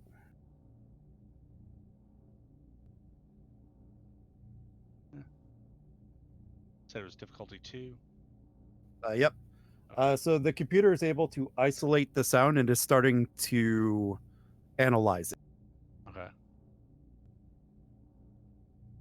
And as it's analyzing, you do see some familiar lingual markers come up on the computer from time to time. Can I run an analysis between the light and the, like a similarity analysis between the light being emitted from the jellyfish and the light from the beam? Just want to rule out something that my paranoid brain is suggesting. You can rule out any connection between the two. Or, hold on. What are you asking? I'm asking whether or not the light emitted from the jellyfish has similar properties to the beam that we observe from the ship. No, it does not. Okay, good. Just want to make sure that no crew members are about to start converting to biofuel. Right. That would be nasty.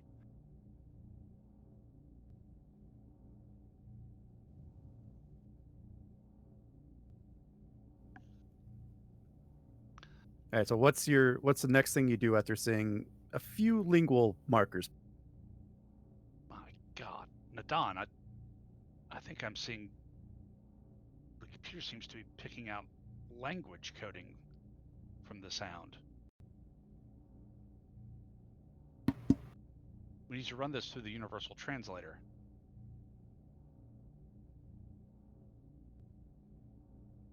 Give me that same roll, difficulty 3. Which roll? The one you just did. Okay. Can be assisted. Okay, can we let's also plug in all the data we recorded the previous night to see if there's any more sounds or anything that we missed that might help the universal translator lock on. Okay.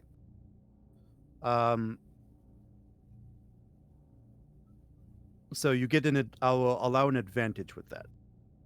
Okay. So let's reduce the difficulty. Okay, diff 2. And I'll give you a momentum for a third die. Can I assist? Yes. Okay.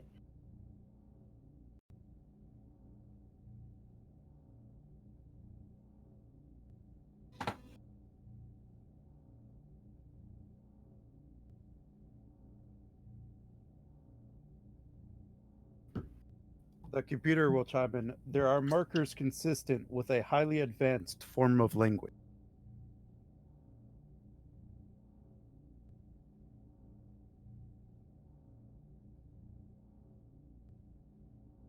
Damn. All right, we need to see if this poisoning is permanent or if it's going to wear off, and if we can't counteract it. Blackwell to Bridge. Go ahead, Captain. Keep a sharp lookout for that ship. If it or any of its fellows come back, I need to know immediately. And if they do, go take us to red alert and move to put ourselves between the ship and the planet. Yes, Captain. Blackwell out.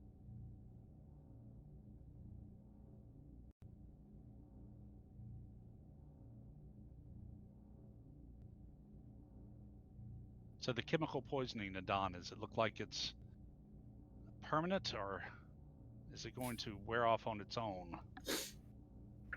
For a momentum out. Sure.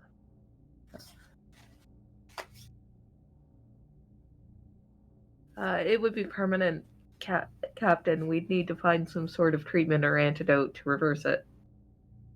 Let's get on it. We've got the healthy pollen and a healthy jellyfish here, as well as an unfortunate dead creature and the poisoned pollen. Surely we've got enough information to formulate some sort of antidote.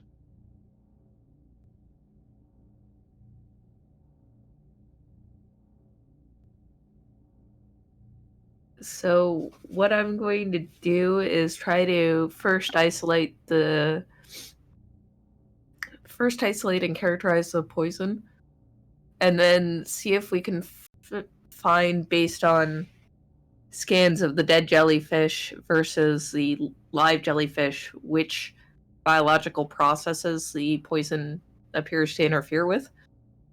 And then we can see if we can make something to kind of block its action or reverse the harm. All right. In the meantime, we are going to go back to the conference room.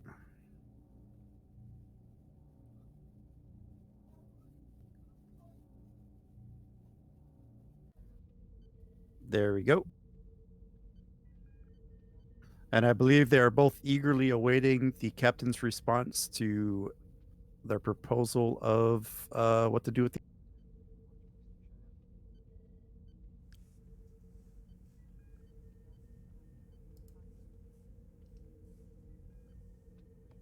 I believe I gave it to them already that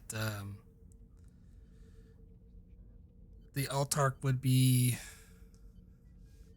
essentially tried by a neutral faction, and sentencing would be carried out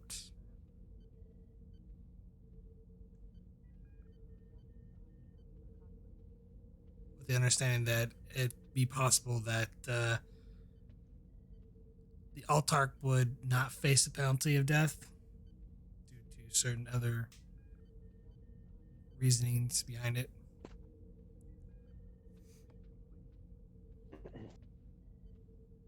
I think you also might have said something about observers from both sides. Yeah, and observers from both sides. Too.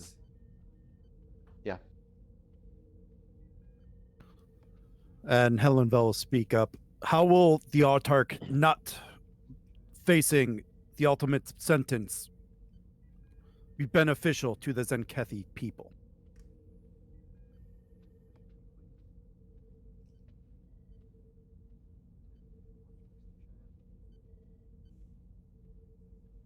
I believe the same going for Drel. You both are in agreement that you want the Altark to essentially die for her crimes.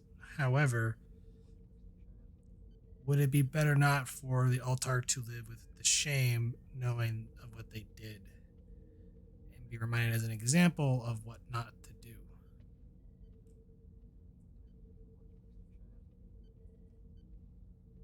You may end up only be creating a martyr and inspiring more Zenkethi to rise up against the new, whoever takes her place.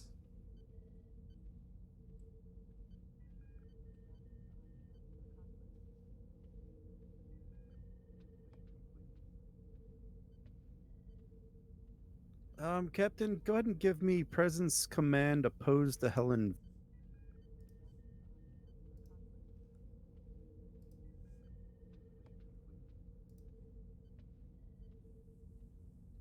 Take 2 threat, and I'm going to spend my determination on compassion through understanding. The fact that showing compassion in this current state would help lead towards a more peaceful tomorrow. Yep.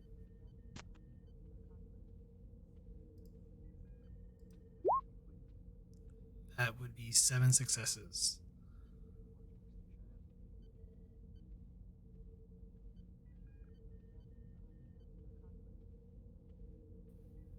I don't think she could get it unless I spend more, so gotta roll.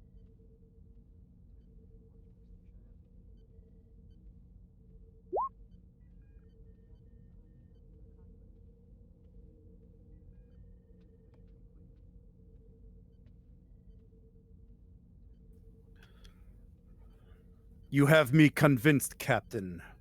That would be a fate worse than death. Fitting of a traitor to the Zen.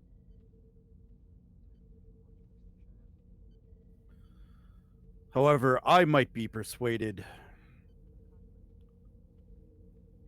but my people might not.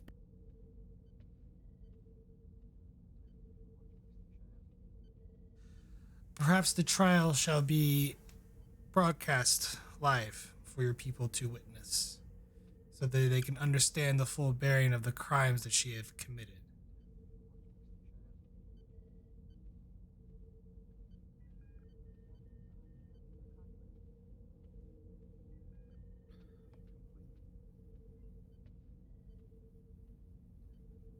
Give it to me again, Captain.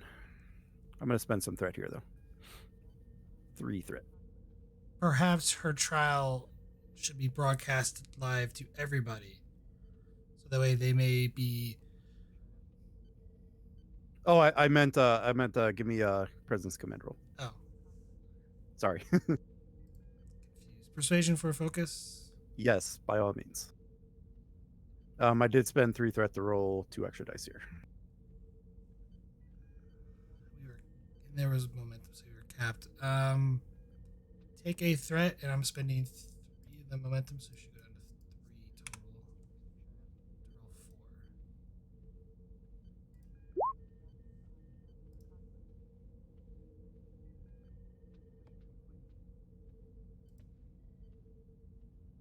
That is 5.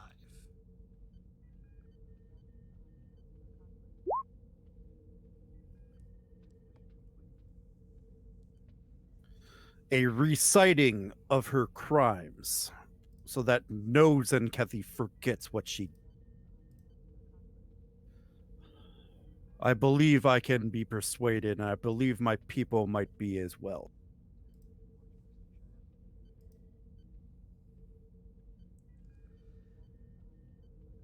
Very well. Is this adequate for the Cardassian Union?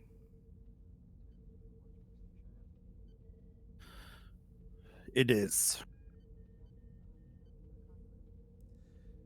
Then we are in agreement. I will have my yeoman draft up the document for the peace treaty, as well as the designation for a new neutral zone between the Cardassian and Zenkethi coalition. We'll adjourn in 1 hour to sign the appropriate documentation. Afterwards, I will work with you, Hellen Vel, to begin transfer of the Altark to Starfleet hands, to where she'll be then designated to where we will point out a trial to where both delegations from both sides will be attending.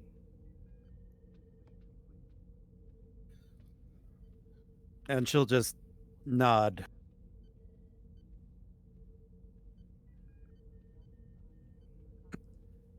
Still keeping her eyes on the Cardassians, of course. With that, I think all of us could adjourn to your assigned quarters and take a moment to relax. Perhaps a good gesture from both sides goes a long way in these coming days.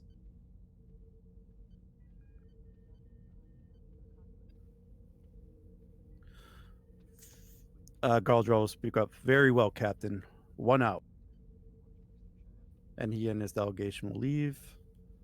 The Zen Kathy will shortly follow, leaving you and DeGrasse in the room. And Prax, she just kind of just flops on the chair, in the chair, going, "Let's not go through that again. What do you say?" Agreed, Captain. Good job, though. It's always nice to see a master diplomat in action. Speak for yourself, number one. You're quite instrumental in the talks. I've done enough holodeck simulations and read enough novels, I think, to give me a little bit of a leg up, but certainly could not have hammered it home, though. So let's say you want to get a drink.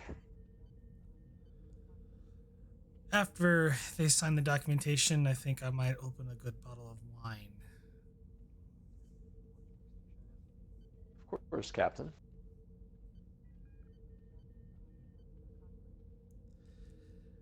Till then, I believe I need to get the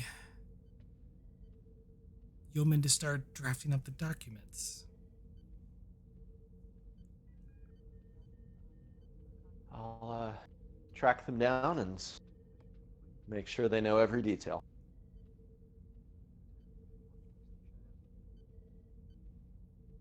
She nods and just kind of swivels the chair around and looks out the window to see the space dock.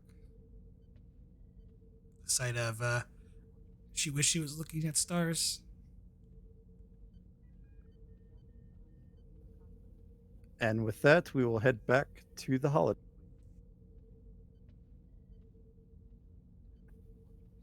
So when we come back to the holodeck, it will actually chime in day 3. You guys are still in the science lab working feverishly on a cure. Haven't been able to make headway in the day or so you've been working.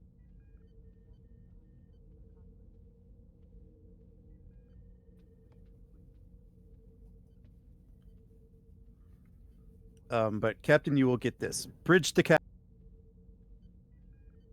Blackwell here. The ship we encountered earlier is back, and it's brought friends. The ship is moving to intercept. Understood. Nadon, McKenzie, keep working. Find me that cure. Aye, Captain. I make a run for the bridge. Mr. Silva, you're with me. Yes, Captain.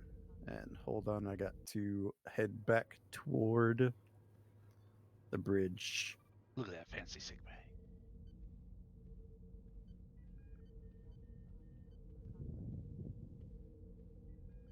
All right, and when you get back to the bridge, the ship is still moving toward the ships, but all 3 of them are sending the same type of beam that they had earlier toward the.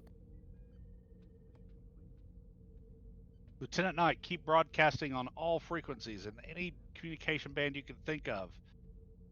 Unidentified ships, you must cease your activities. There's intelligent life on that planet. I repeat, there's intelligent life on that moon. Cease your activities. Mr. Oha, is there any way to get us between those ships and the planet, all 3 of them? I will attempt, Captain. Give me Daring Con. I am going to have to make this a difficulty of 4. Who wants to grab Ohal? Warhol. And this will be assisted by Engines Con.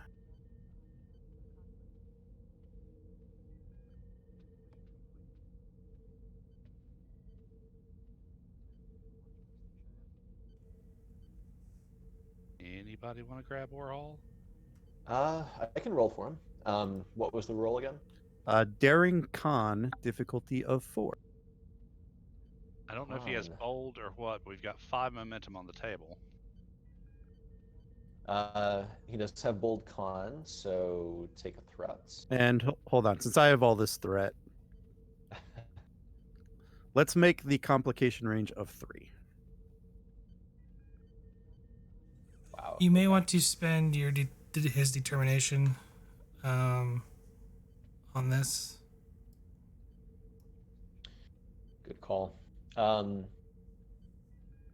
Yeah, I'll spend his determination. His value is propulsion is a science, navigation is an art. I will take that.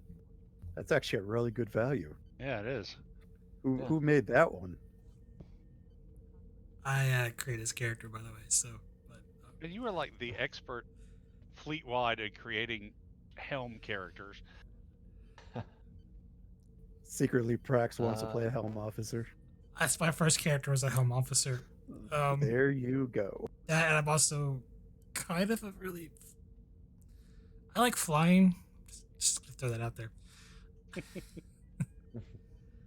But you could probably just give him a threat and spend a determination for the reroll, and I would just roll it like that. Okay, so just straight 3 die. Yeah. Okay. So flight control systems for focus. Yep. And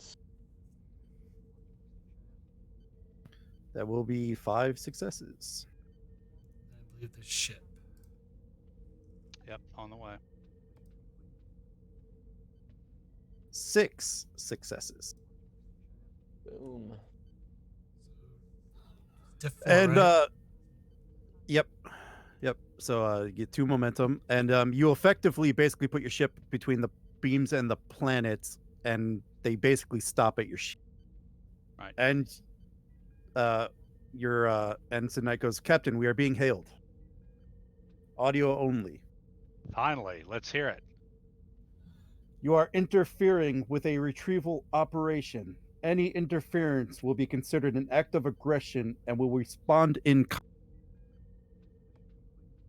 There are intelligent life forms on that planet. We have evidence that the life forms on that planet have a highly advanced language. You are destroying an intelligent life. Please stop your actions. We can find some other way to fulfill whatever need for fuel that you may have. Initial scans of the planet did not reveal intelligent life. Your scans are in error. We've been able to examine the creatures that eat the pollen and that your chemicals are turning into some sort of fuel much more closely. They emitted a language. You are exterminating a sentient life form. Please desist. We can show you our proof. Give me presence command, difficulty 3, Doctor. And negotiation. Yes.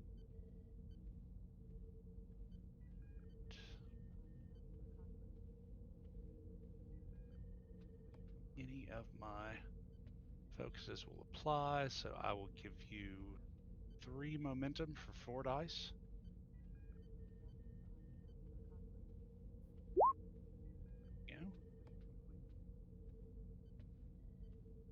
I get 2 momentum back.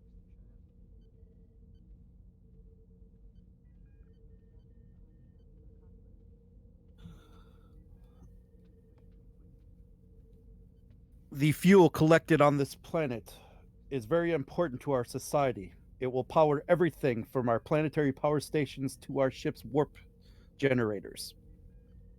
Finding acceptable planets are rare, and this business very lucrative.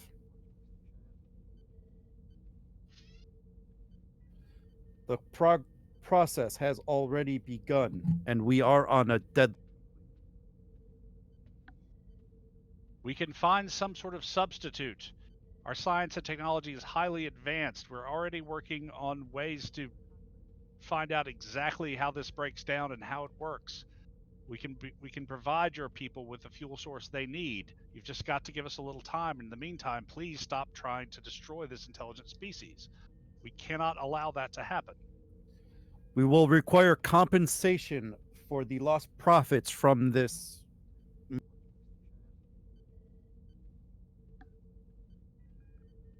I don't think that will be a problem.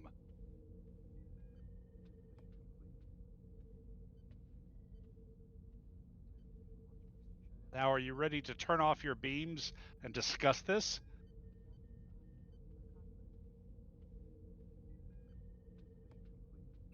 Give me a Presence Command difficulty 4, Doc.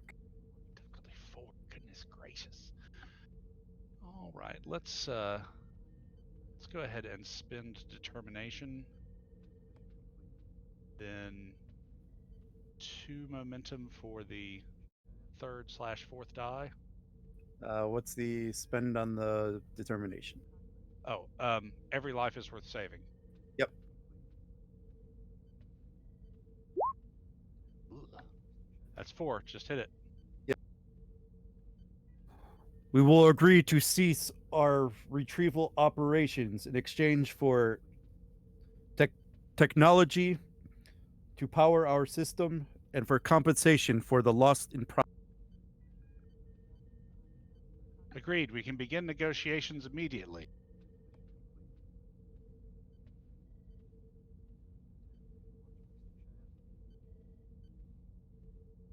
Rolling veteran. Nope.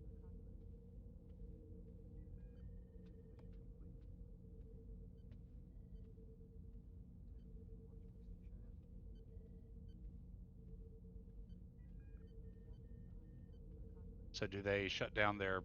Oh, beams? yes, they do. Yes, they do. Okay. The beams see.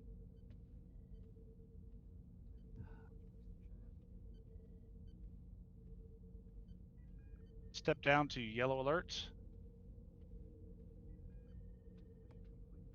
Mr. Orhal, excellent flying. Ensign Coda, nice work with the shields. Let's try and keep ourselves in a position between those ships and the planet while we see if we can't work out some sort of peaceful solution.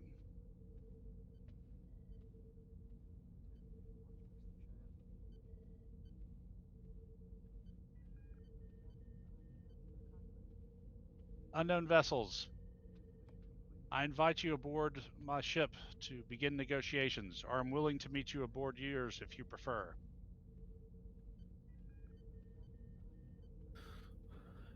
Negative. Hand over the technology you promised and the compensation, and we will be on our way. I will need to know the... We will need to find a... What's the term I'm looking for? An exchange rate between... and discover what you use for valuable materials and metals before we can accomplish the compensation. We have scanned your vessel. A dilithium converter will be sufficient. Okay, GM, is that something that the Federation usually is pretty okay with handing over? It is your choice here, Doctor.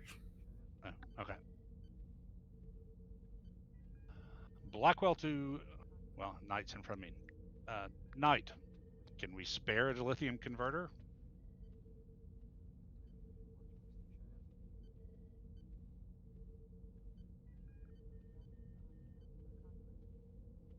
I think someone was playing Knight.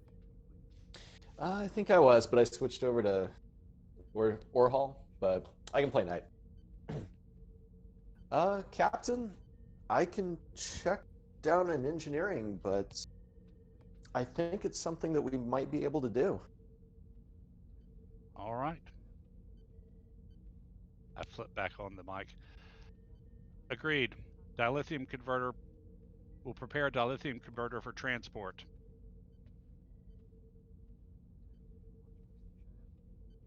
Did I put him on mute again? Blackwell to Nadon.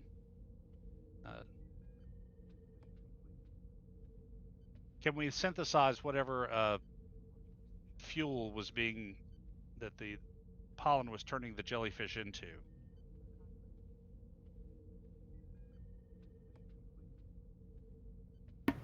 GM,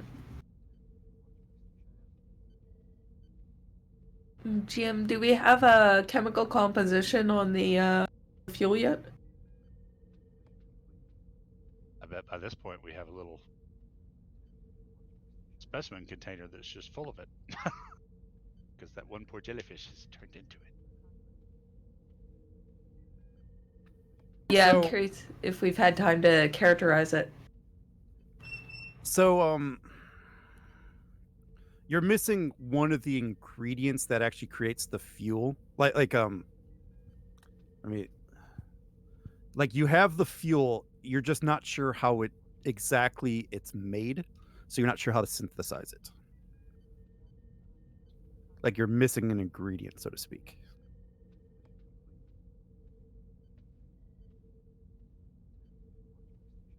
Do we know what that ingredient is? I mean, is it, to use an example, okay, this takes argon, but oh my, we have no argon?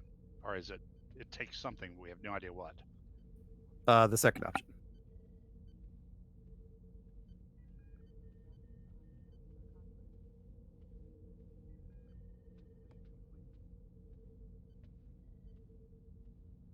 Any chance you figuring this out with a quickness, Nadon?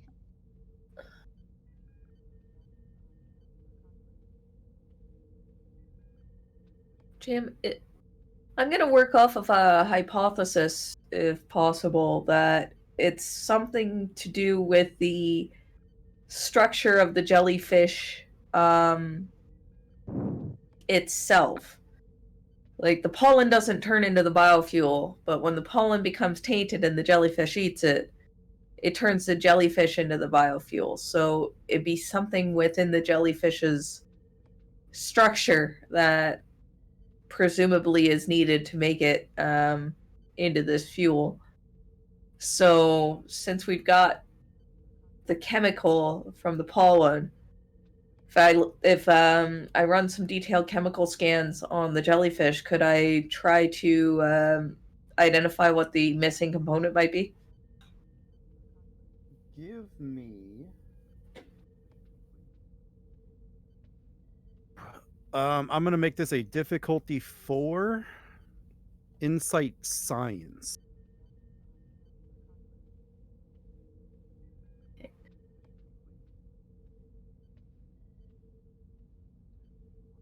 And does anybody in the would anybody in the lab be able to assist on that one?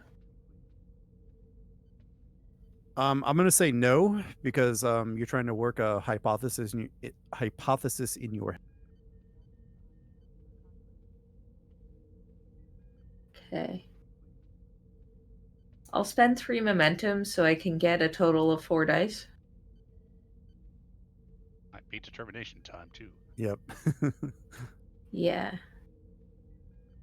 Wondering if there's any value I could challenge for it. I'll explain my idea to one of my lab mates and see if they have any ideas of where to start, and use that to use the value collaborative problem solving yields better solutions to use that my determination.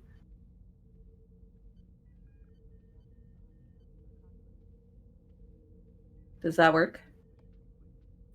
Yeah, I'll give it to you. Okay.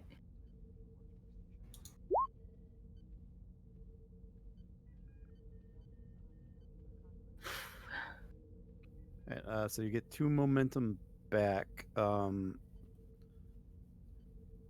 I think you guys will be at 2 because it would have been all the momentum and then 1 threat to me to roll 5 dice. I was only rolling 4 dice. Yeah, but the determination gives you a 5th dice that's already rolled a 1, so technically you rolled 5. Oh, okay.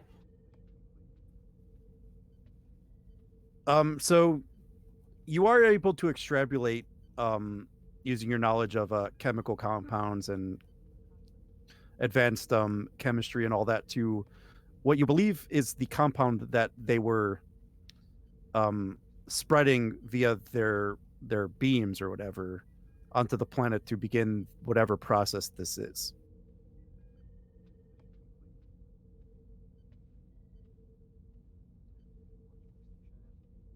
It is a difficult compound to create.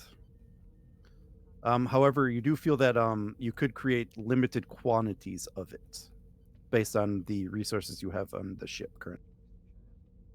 Okay. And out of curiosity, do I have enough to know what would be needed to make larger quantities of this compound? It's not so much the means of the ship, it's the actual stock of what is needed. So it's not like the ship's capacity to make it, it's the amount of physical things to make the compound. You know, the ship can pump this out all day long. It's just the ship doesn't have a good stock of the chemicals needed, of the compounds needed. If that makes sense. Yeah. Yeah, I'm just wondering if I know of other sources for those compounds, because my reasoning is if we can find another way of synthesizing the compound that doesn't rely on converting live biomass, then that would make it a more humane way of generating it. So the solution was they didn't have a way to convert dilithium to power, but that's already been taken care of. Oh, okay. Never mind then. Right. So I'll look at the or I'll communicate to the captain. Captain, we've figured out the requirements to synthesize it. We could make a small amount here. So hold on, GM. So do they need more of that fuel now that we've given them a dilithium converter?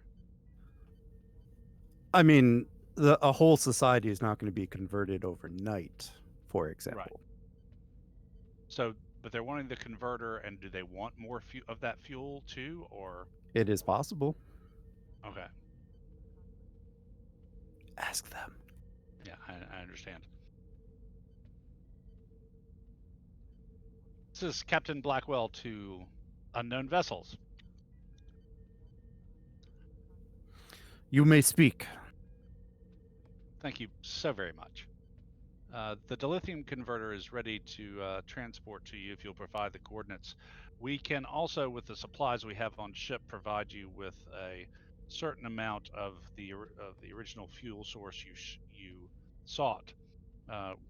It can be provided in greater amounts once we contact the Federation and make plans for delivery of the raw materials necessary for replicators to turn out this fuel source without the need for any extermination of life.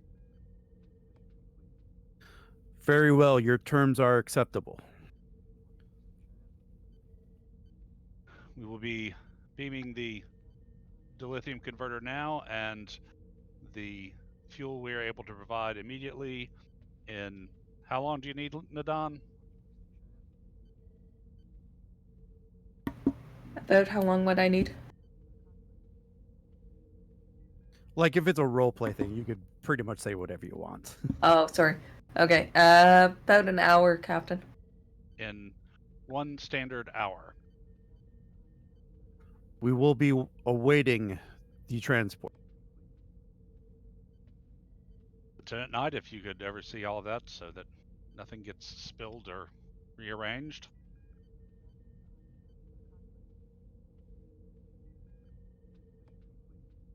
Oh man, I'm the captain. I can just take shuttles everywhere. And where are my sound effects? There it is.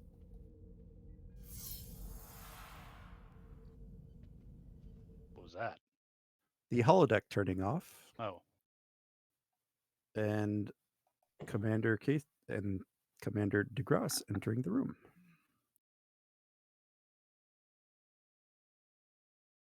Commander DeGrasse will be clapping as he enters the room. Well, that was not at all stressful.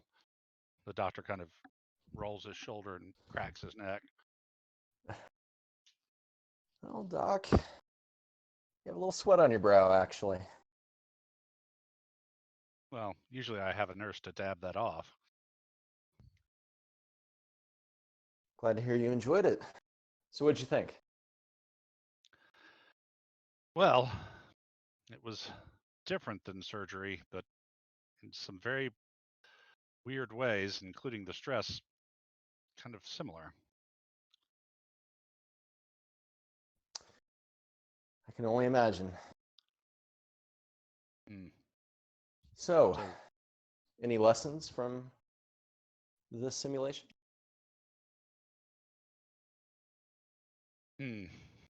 I should have spent a little bit more time studying the jellyfish and other life forms. When we beamed down the first time, we might have been able to find out that they were intelligent before the first ship showed up and saved a lot of lives.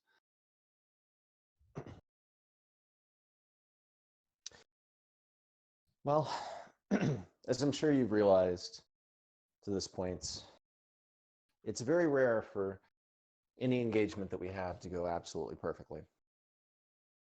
One aspect of what we do is recognizing when we need to double back and gather more information and make a different determination.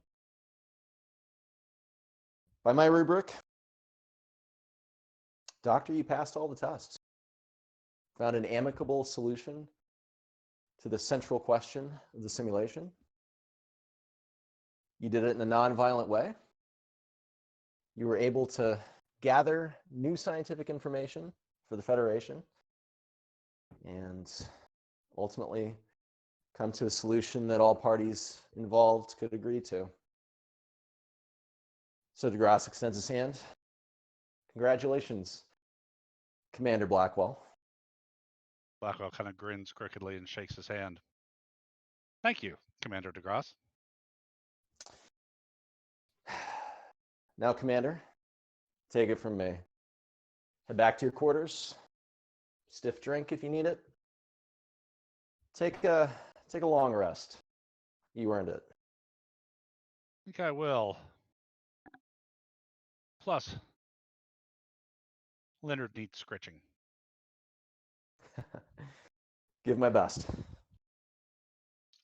And I'll head out. Awesome. 3 pips. And then we will head back to the conference room. All the treaty plans have been signed up or have been drawn out. The paper has been placed on the table, ready.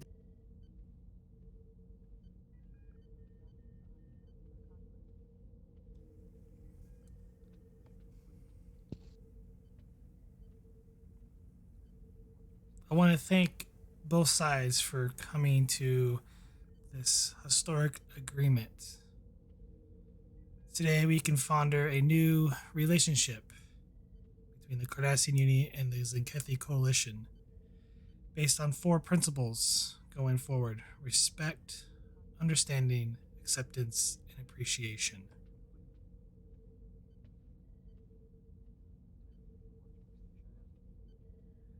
In time, I hope that we will all find a new appreciation for both sides, and acceptance that the past shall remain in the past, and respect one another, and one day, hopefully, be able to work side by side.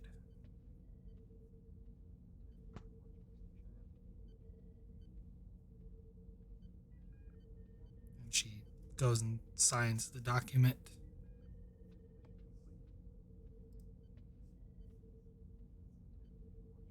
And then passes it over. And whoever you pass it to first will sign the document.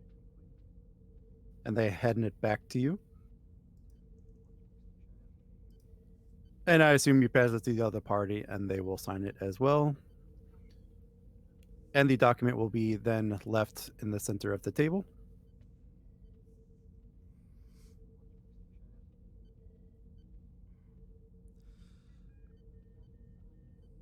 And they'll all somberly walk out of the conference room. And I think we'll end with that drink.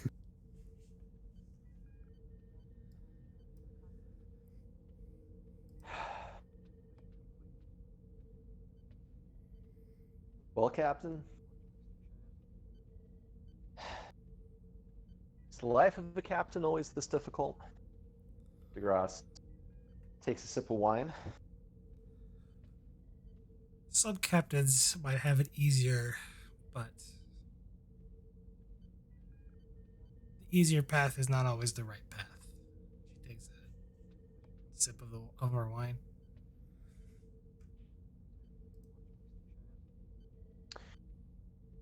So what do you think the chances are that neither side is going to violate their neutral zone? Faith, Commander, faith.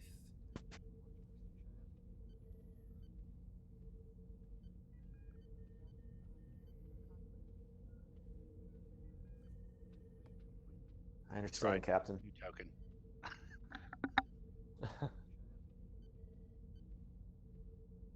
I understand, Captain. I just think back to all of the issues that we've had with our own neutral zone with the Romulans. I hope it works out better in this case. Blackwell walks up with Leonard at his heel. He flops down. Speaking of Romulans, and he lays on the table a long, well, like 14-inch long rectangular wooden box, opens it up and pulls out this actual kind of wood fiber Excelsior, and digs out a glass bottle with a filled with bright blue liquor in it. Bob, 3 glasses. Coming right up, Commander. DeGrasse's eyes light up at the sight. And I'll bring the glass. Congratulations Now for- are in order, Commander Blackwell. Thank you, Captain. And thanks for the suggestion that I actually take the test. Not sure I would have gone for it if it hadn't been for your encouragement. So I pour each of us a couple fingers. Now, be careful. This is the good stuff. 2283, straight from Romulus. It is nothing at all like the synthesized version. And as your doctor, I would not recommend having more than 2 of these.